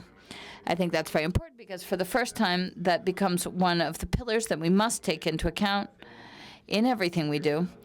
And in some contexts, specifically fragile ones in proximity to a direct conflict, we talk about the triple nexus, having a integrated, coherent approach between humanitarian and development work, but also there's a broad space for peace building.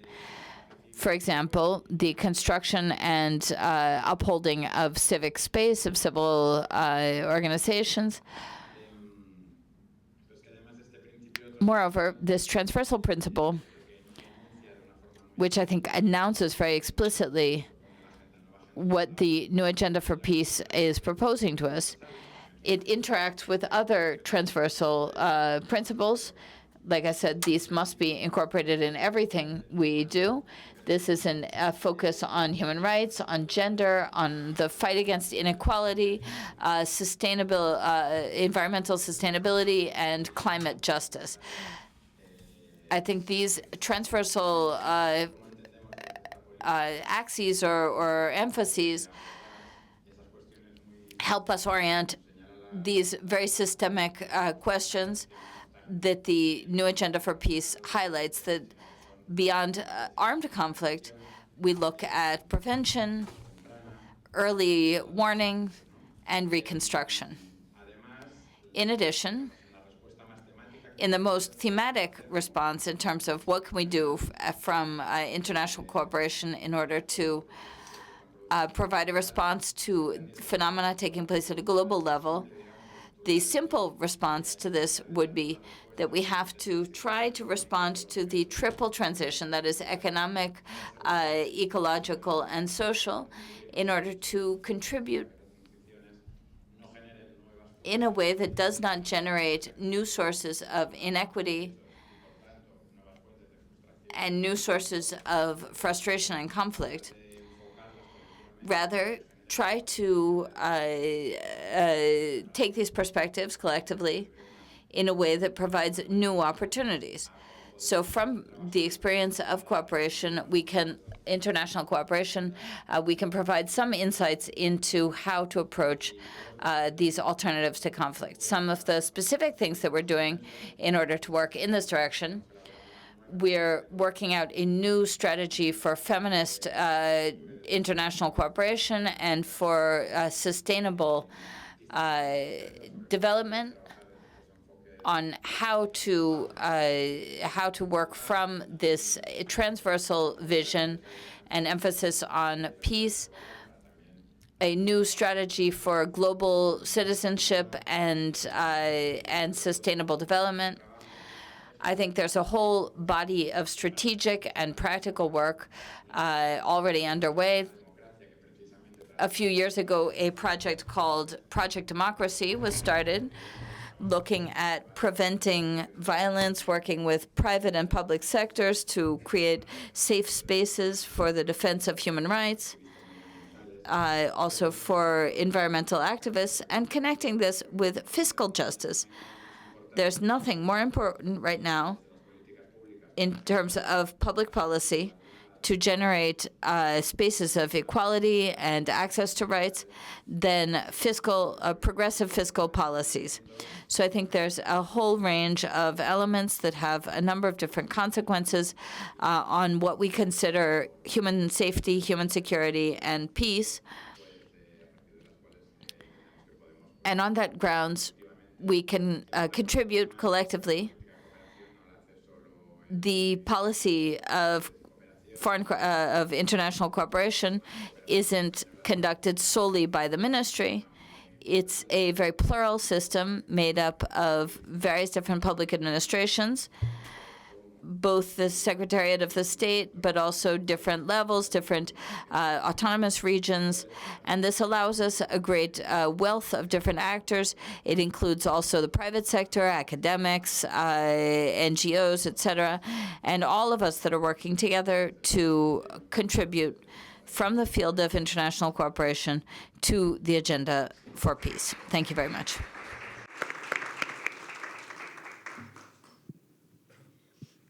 Bueno, me uno a los I will join the congratulations for having invited us to form part of these reflections. They're certainly very urgent and relevant right now. Going back over what has been discussed heretofore and the discussion from the previous roundtable, we have ongoing data about the youth in Spain. And I'd like to highlight one element that I was discussing here with my colleague Inigo. 66.6% of young people in Spain today are concerned about war. On a scale of 1 to 8, they at 7. They're concerned about this because, in a very perhaps simplistic reading, or the people tend to focus on apathy, political apathy, but I think, as we've said very clearly, a concern for peace and affection for peace has to come well before the conflict arises. The other elements,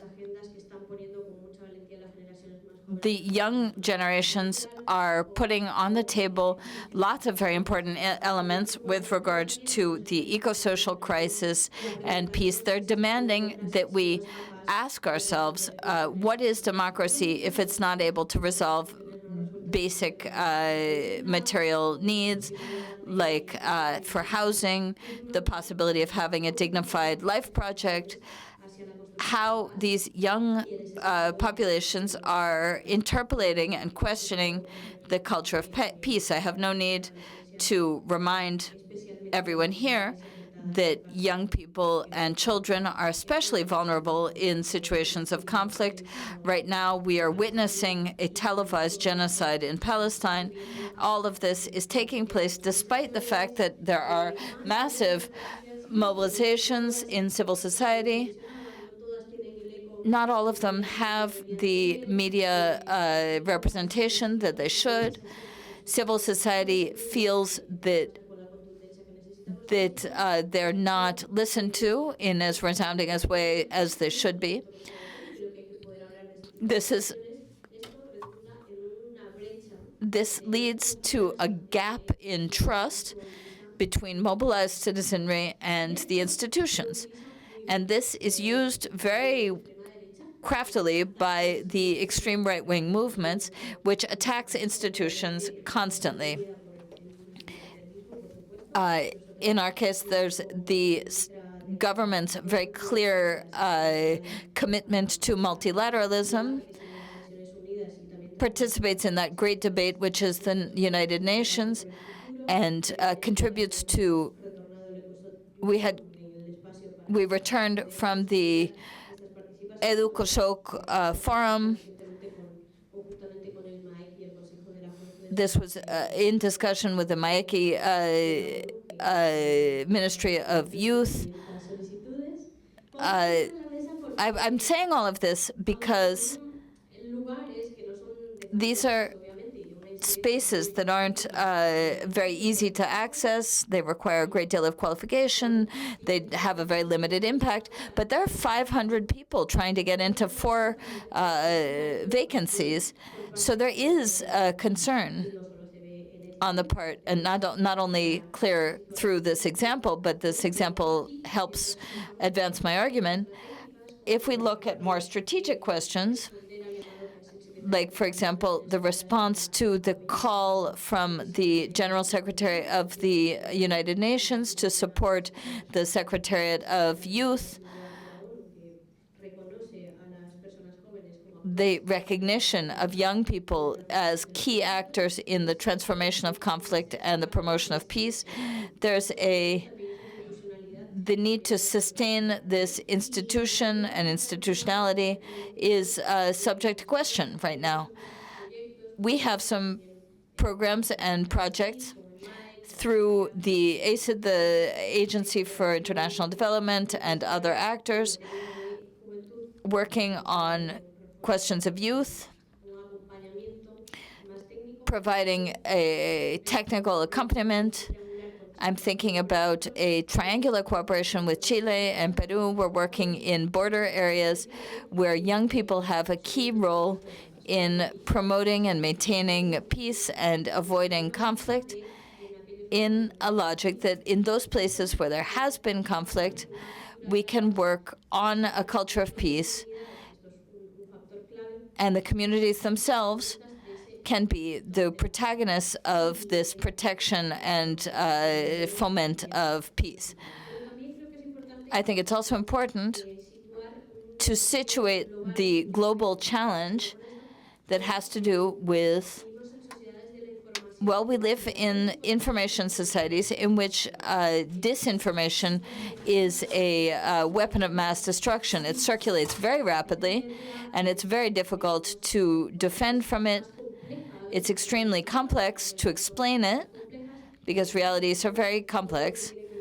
And so everything that has to do with the digital area, I think, takes on an enormous relevance. I'm not going to go into detail right now on what we are working on, but it does form part of our major concerns. And in this regard, with our awards for journalism and information, we try to underline and recognize the work of young people who are working for true and honest reporting in the media. One of our award winners talks about a Gazan family that came to Spain with Spanish roots that talk about what's going on in the conflict, even though it seems that the headlines are constantly talking about Gaza, we have to understand the complexity and approach the human facets in order to generate empathy and understanding. So I'm just providing a few examples of small measures that we're taking and some broad elements that define the situation. We're currently seeing a securitization or an emphasis on security, which is a confusion and an error in the reading of the future horizon. Thank you. Muchas gracias. Pues tras estas aportaciones sobre acciones y políticas. Thank you very much for all of these contributions on the different elements that these different ministries are working on to generate and foment a culture of peace. If you could very briefly respond to this question, what challenges do you believe exist to advance towards a greater articulation, a more government-based intervention as requested or demanded by the United Nations, and what tools or materials are necessary for that? As you can imagine, to answer this briefly is almost impossible since we are a little bit short on time, no? And you have asked for participation. Just a minute for advertising. Sorry, we are involved. It may be interesting for some of us. We are organizing Mundia Cool, the big public culture congress that is organized every 4 years. First time it's going to take place in Spain. Some 170 ministers of culture. One of the main topics that we have pointed out, this is rare because they talk about legacy, cultural cooperation, but the central point will be peace, culture, and rights to culture. This has been concerning us. Peace is not just lack of war. Nelson Mandela already said that. This leads us to reflect upon the fact of whether current society, in the context of broadcast genocide today, are we creating a context of a real context of peace? For that, we need to fight violence on women, LGBTQI+, young people, but we also need a way of explaining, facing the world to have a conversation with reality, of building future. That's something that is denied by contemporary context, and this is the responsibility of culture. So we are proposing the minister to think in those terms, not just in terms of saying, yeah, this culture is important for the economy, but it is important to think a different world, because the context we are living in is leading us to conditions of conflict. It's not so far away from our context, the wars we see on TV, as cruel and distant as they may appear to us. So if our ministry is the ministry of reflection, of thinking, of ideas, we should imagine the way we build conditions for conflict to be minimized and for building actual peace conditions in any place in the world. So thank you to all of you, because I think this will be my last intervention.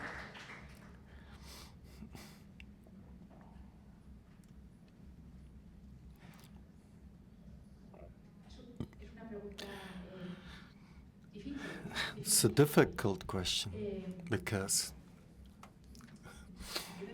first of all, I think this goes beyond the fact that we are from the Ministry of Foreign Affairs or not. I would highlight the importance of education for children, the youth,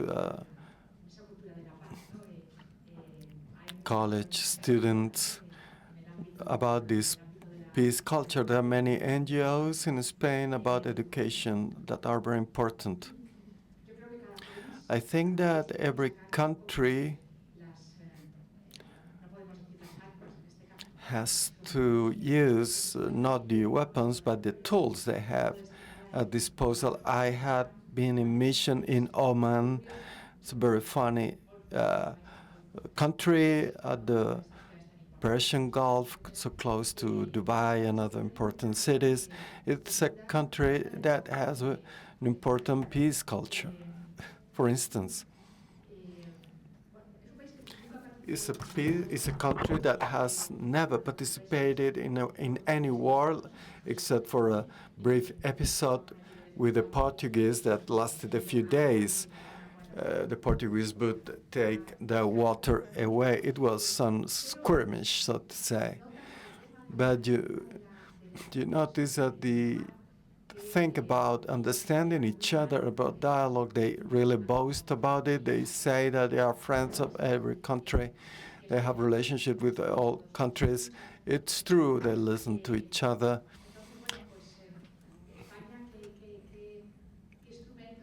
So Spain, which tools do we have at our disposal that can help us promote a peace culture? Of course,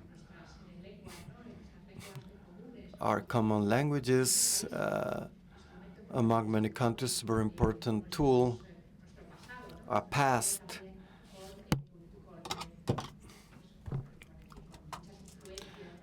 So many influences on our habitat coming from other cultures.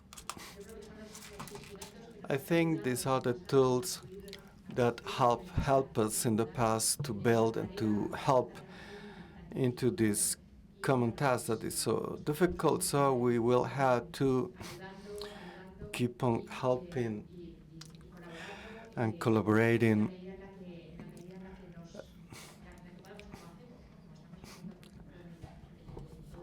as we can, like we are doing about the whole issue in the Middle East.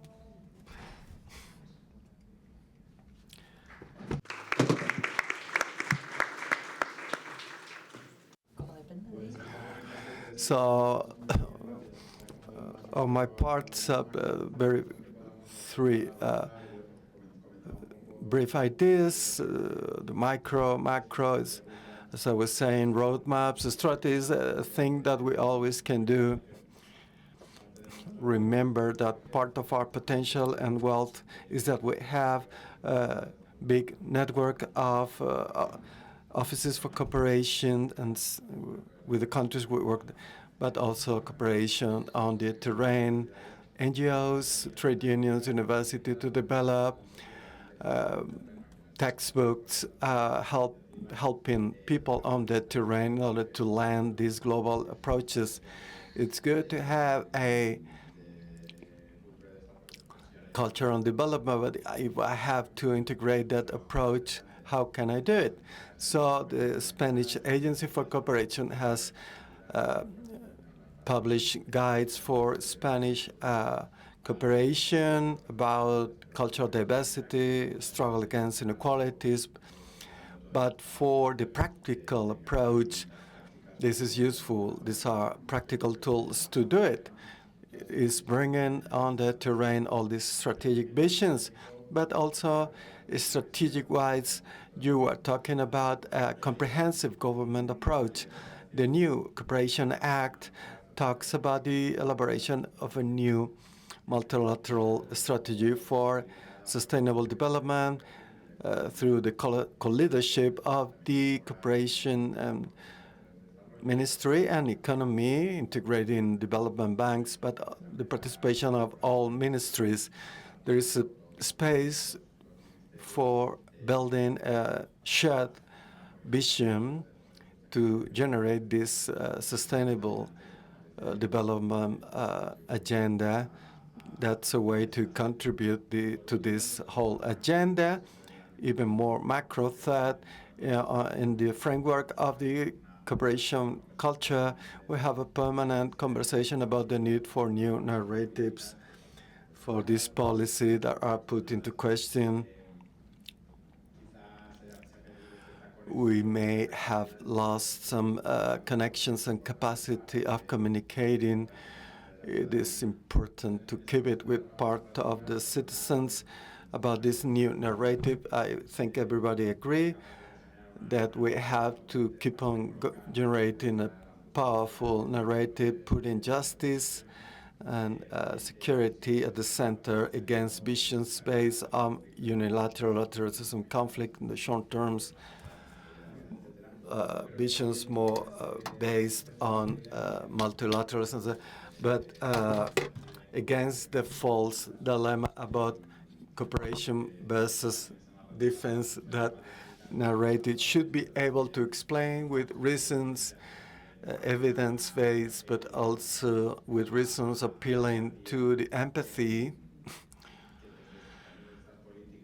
This is having a working multilateral system is a way ensuring peace and security in the developing countries, but also in nations.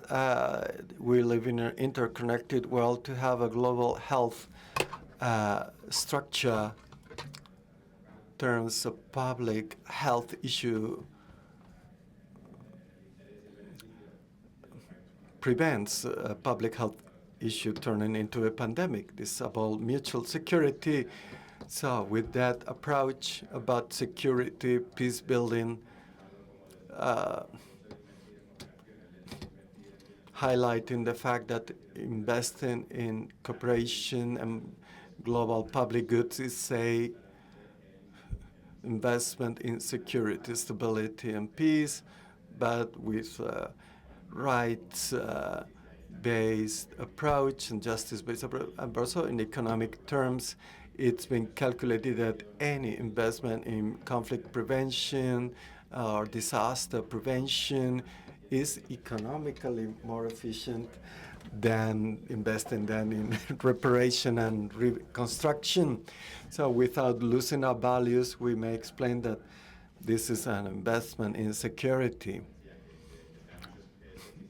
It's also costly efficient. Economically, it's key in these times of very orchestrated, organized by some actors that are putting this into question.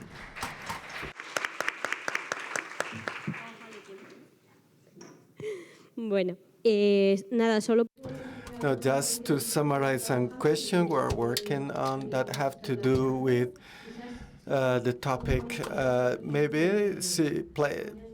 highlighting that this is an opportunity for Spain because it holds the presidency pro tempore of the Latin American Council, so we can do a joint effort by all ministers. There's an intense agenda by the government. This is opportunity against the attack on multilateralism. We should be able to build more solid relationship with Latin America.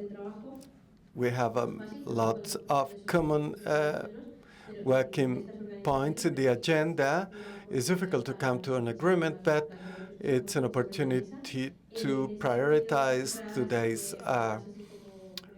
topics. And this is another highlight to be proud of as a country. The act on secure digital environment. This has to do with those digital spaces where there are no borders. Younger generation don't make a difference between the virtual and the physical, so there are new security challenges. The act on youth and future generations, recognizing future generations' rights, and also other elements that we are, as a country, is a very important challenge, has to do with migration, non-accompanied migrant children, some of the narrative that are in the base of this so-called conflict between citizens, first-class citizens, second-class citizens, migration policy. We're seeing in Los Angeles with Trump's migration policy. We have to look at the causes that are provoking these human displacements have to do with conflicts, challenges like wars, climate wars, poverty, inequality. And so we have to take in charge the building of human cooperation, but also a more just where nobody has to risk their lives and lose their life on the path to a better life. Thank you.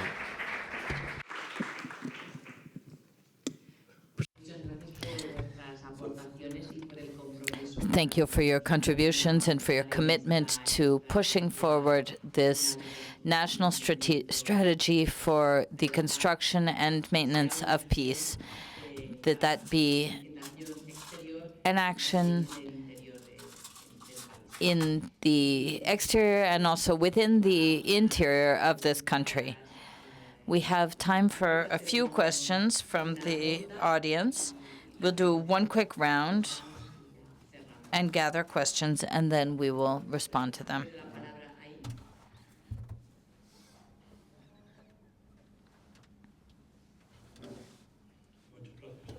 Thank you very much. I'm going to express myself in rather classic terms, but I think all of us here will understand. In the previous panel, and now too, there's a sort of counterpoint between negative peace and positive peace. There's emphasis, at least in this panel, on positive peace. I think that's a mistake. After thinking about this for a long time, Johan Galtung said that it was important to articulate both positive and negative peace. Okay. Situating as an essential axis for peace building, positive peace, it's an error, because the idea that peace is not only the absence of conflict can sometimes be very false. Indeed, peace is more than the absence of conflict, but it turns out that when there is a conflict, that's the greatest expression of the destruction of peace. Thank you for the data about the youth. So then it's not true that people aren't concerned when a conflict is active. The only thing that really supports a policy of peace, it's a peace policy, not a peace culture. We're regarding the issue of how to think about, or what are the fundamental reasons to work with both positive and negative concepts of peace, is the idea that it turns out that in a positive peace, especially in your discourse, we see this as something that can resolve the conflict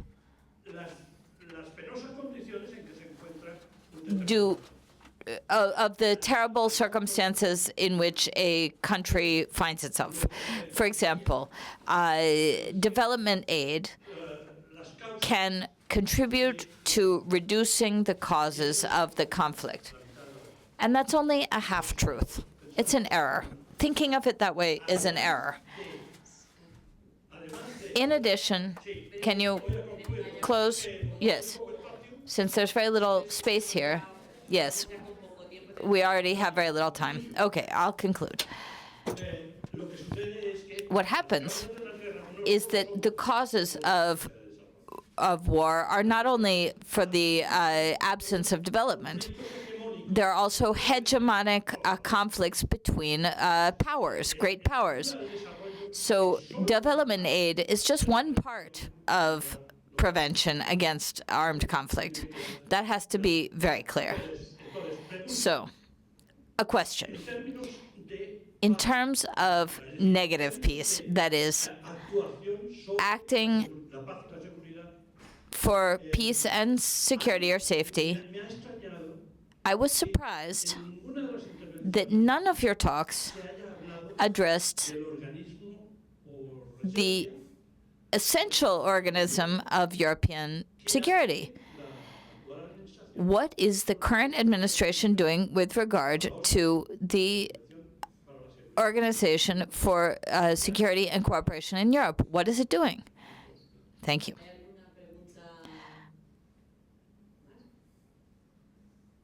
Are there any other questions? If there are no further questions, then if anyone here would like to comment or respond to that. Yes, I completely agree with your reflection on positive and negative peace. If there's a war, first thing we have to do is stop it. But I'm in the Ministry of Culture, so I'm not usually a blue helmet, and I'm not sent to a conflict zone. So I'm not going to repeat what you're saying, but I couldn't agree more. The first intervention, if possible, is that today it's difficult, and here I'm getting into a terrain that's not my own.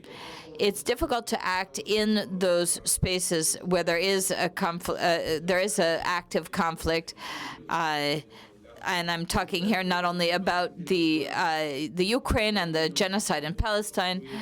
It's not only more difficult in terms of exercising a policy of peace, but the context that we have, the society we come from, makes it very difficult to recognize the other, dialogue, all of these basic instruments to be able to sit two collectives in conflict down, or one that is invading another.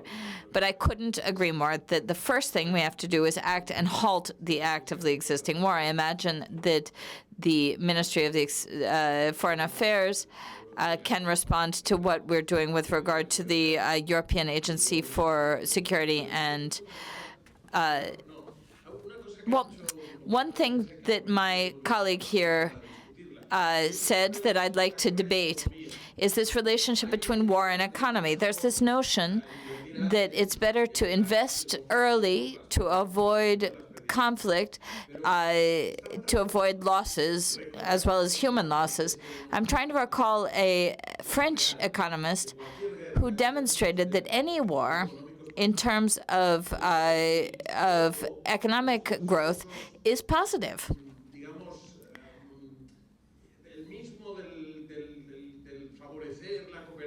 In the same way that we favor cooperation, the greatest conflict we've experienced in Europe was right after the Weimar Republic. It was there were no economic or developmental issues, and then along came the most destructive war that we've experienced in Europe. So we have to take care. It seems to me, and I'll here step into a terrain that's not my own, but otherwise I just repeat myself. All of these organizations, and this happened to me the other day entering in the United Nations, in the current context of savage capitalism, neoliberalism, what you want to, they're simply empty shells. These are instruments that do not have, it's like driving a car and suddenly there are rails instead of highway. It doesn't go. Very often, those of us who are working in the field of the public, we have to think not only in terms of having achieved what we proposed for ourselves, that would be the evaluation of what have I done, but more and more it's necessary to reflect and evaluate on the impact of policies and actions we take at a short, medium, and long-term perspective. And right now, I think there are a lot of sectors operating in public policy, international cooperation, etc., that we continue acting with a toolbox that no longer is relevant, and yet we continue and we make a plan and then we achieve this and that and we're very efficient and blah blah blah. But the impact, and this is happening I'm not criticizing anyone specifically, this is occurring in all public policy. We're acting with the brain of an industrial society, but we're in a post-industrial society that moves, that changes, and has an entirely different culture. So it seems that we're doing a lot of things. It looks as if we're doing a lot of things, and we feel great about that. But the impact of those many things we're doing tends to be less and less honest. And I have spoken more than I had to. Thank you very much.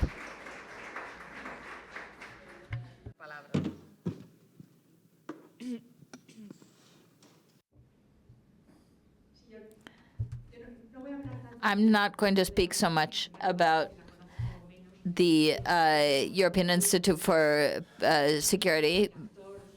Right now, the relevant actor, or the most important relevant actor regarding security in Europe is the European Union.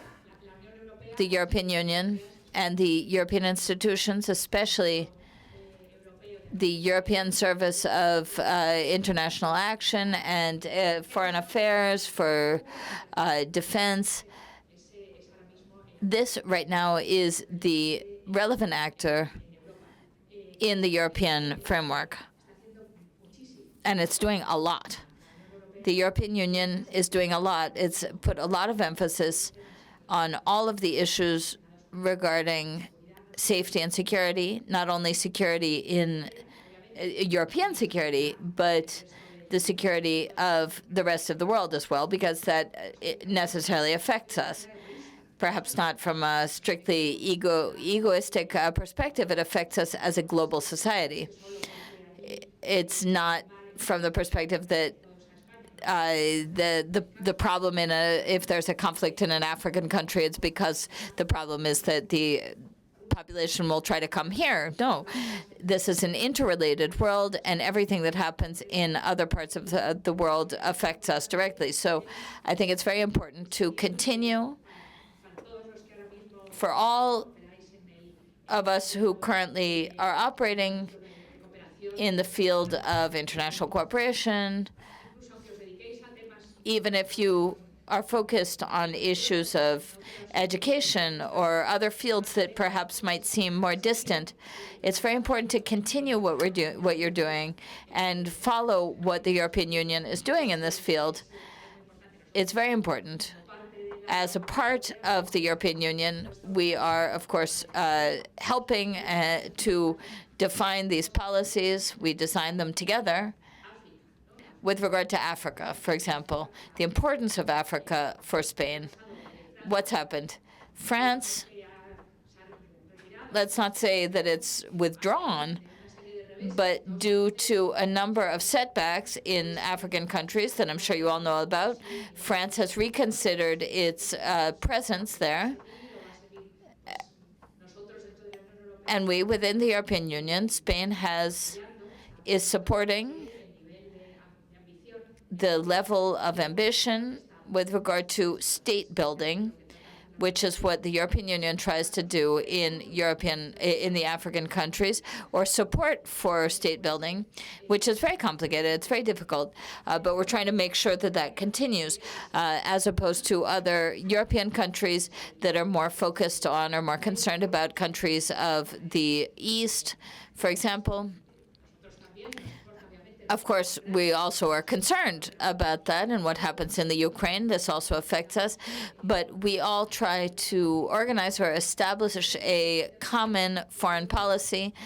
And I think it's very important that all of us that are actors, and all of you are actors in the international field, it's very important to continue.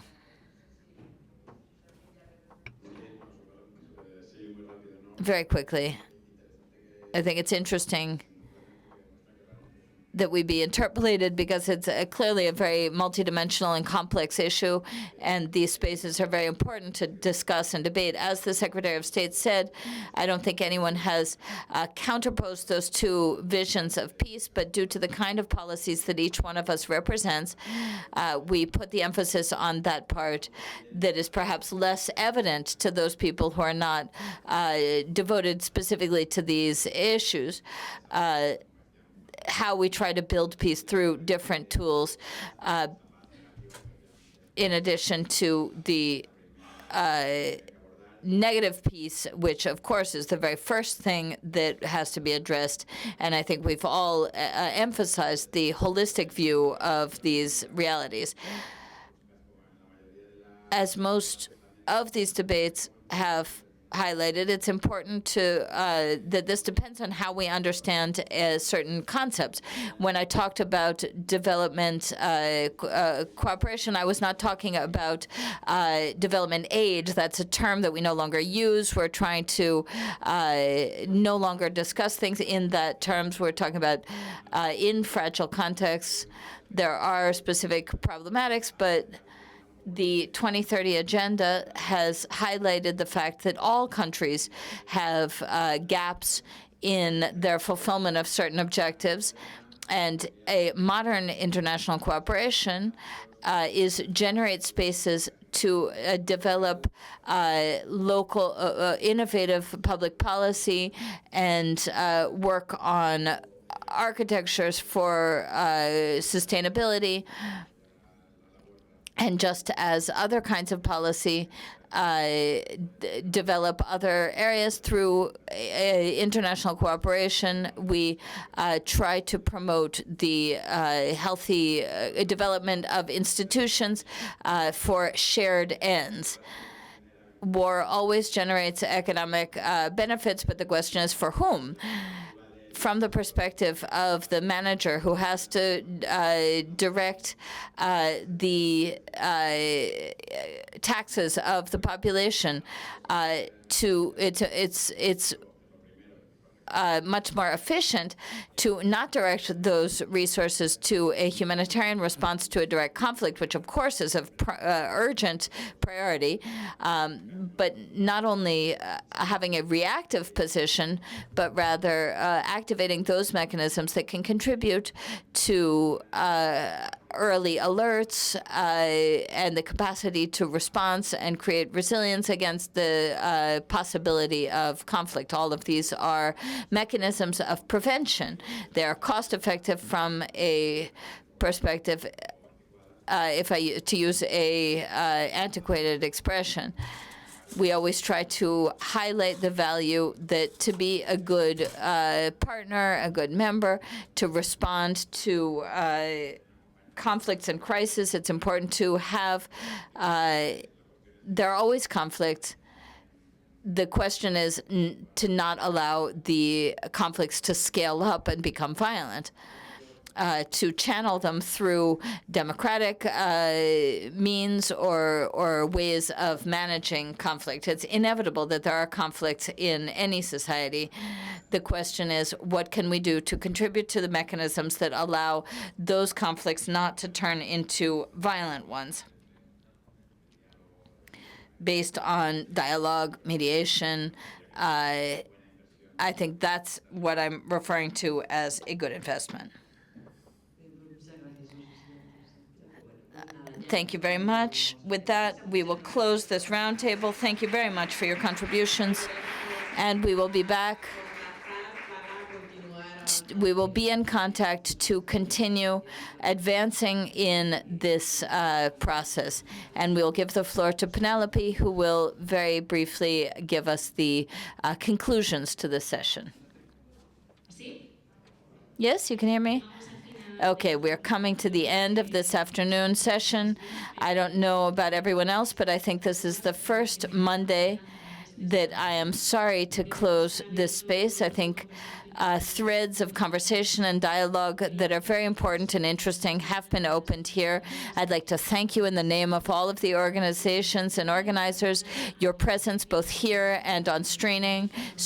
I'd like to thank Yusuf and Sanam for their generosity of coming with us, all of the authorities from the minister with his video, everyone else that are here present, Jordi, Maria Luisa, Sergio, Margarita, that have made possible this space, and also both Patricia and Anna for their moderating.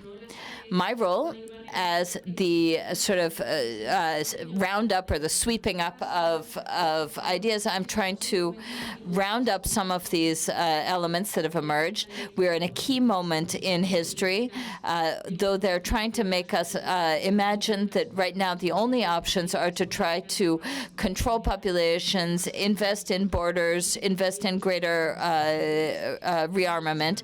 We've seen that other paths are possible, that those involved involve defining what peace means in this particular context.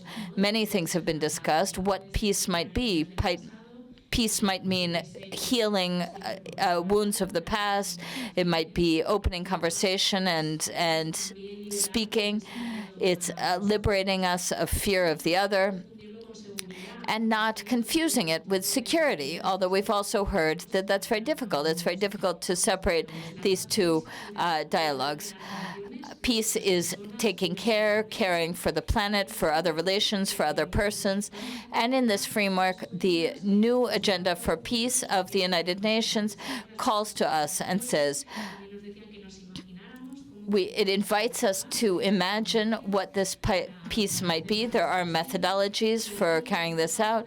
And in today's space, we wanted to make a call that all the policies and actions, there are many steps have been taken, many commitments from the institutions, but we need a statewide peace strategy, a coherence in policies and strategies such that everything contributes to a vision of peace.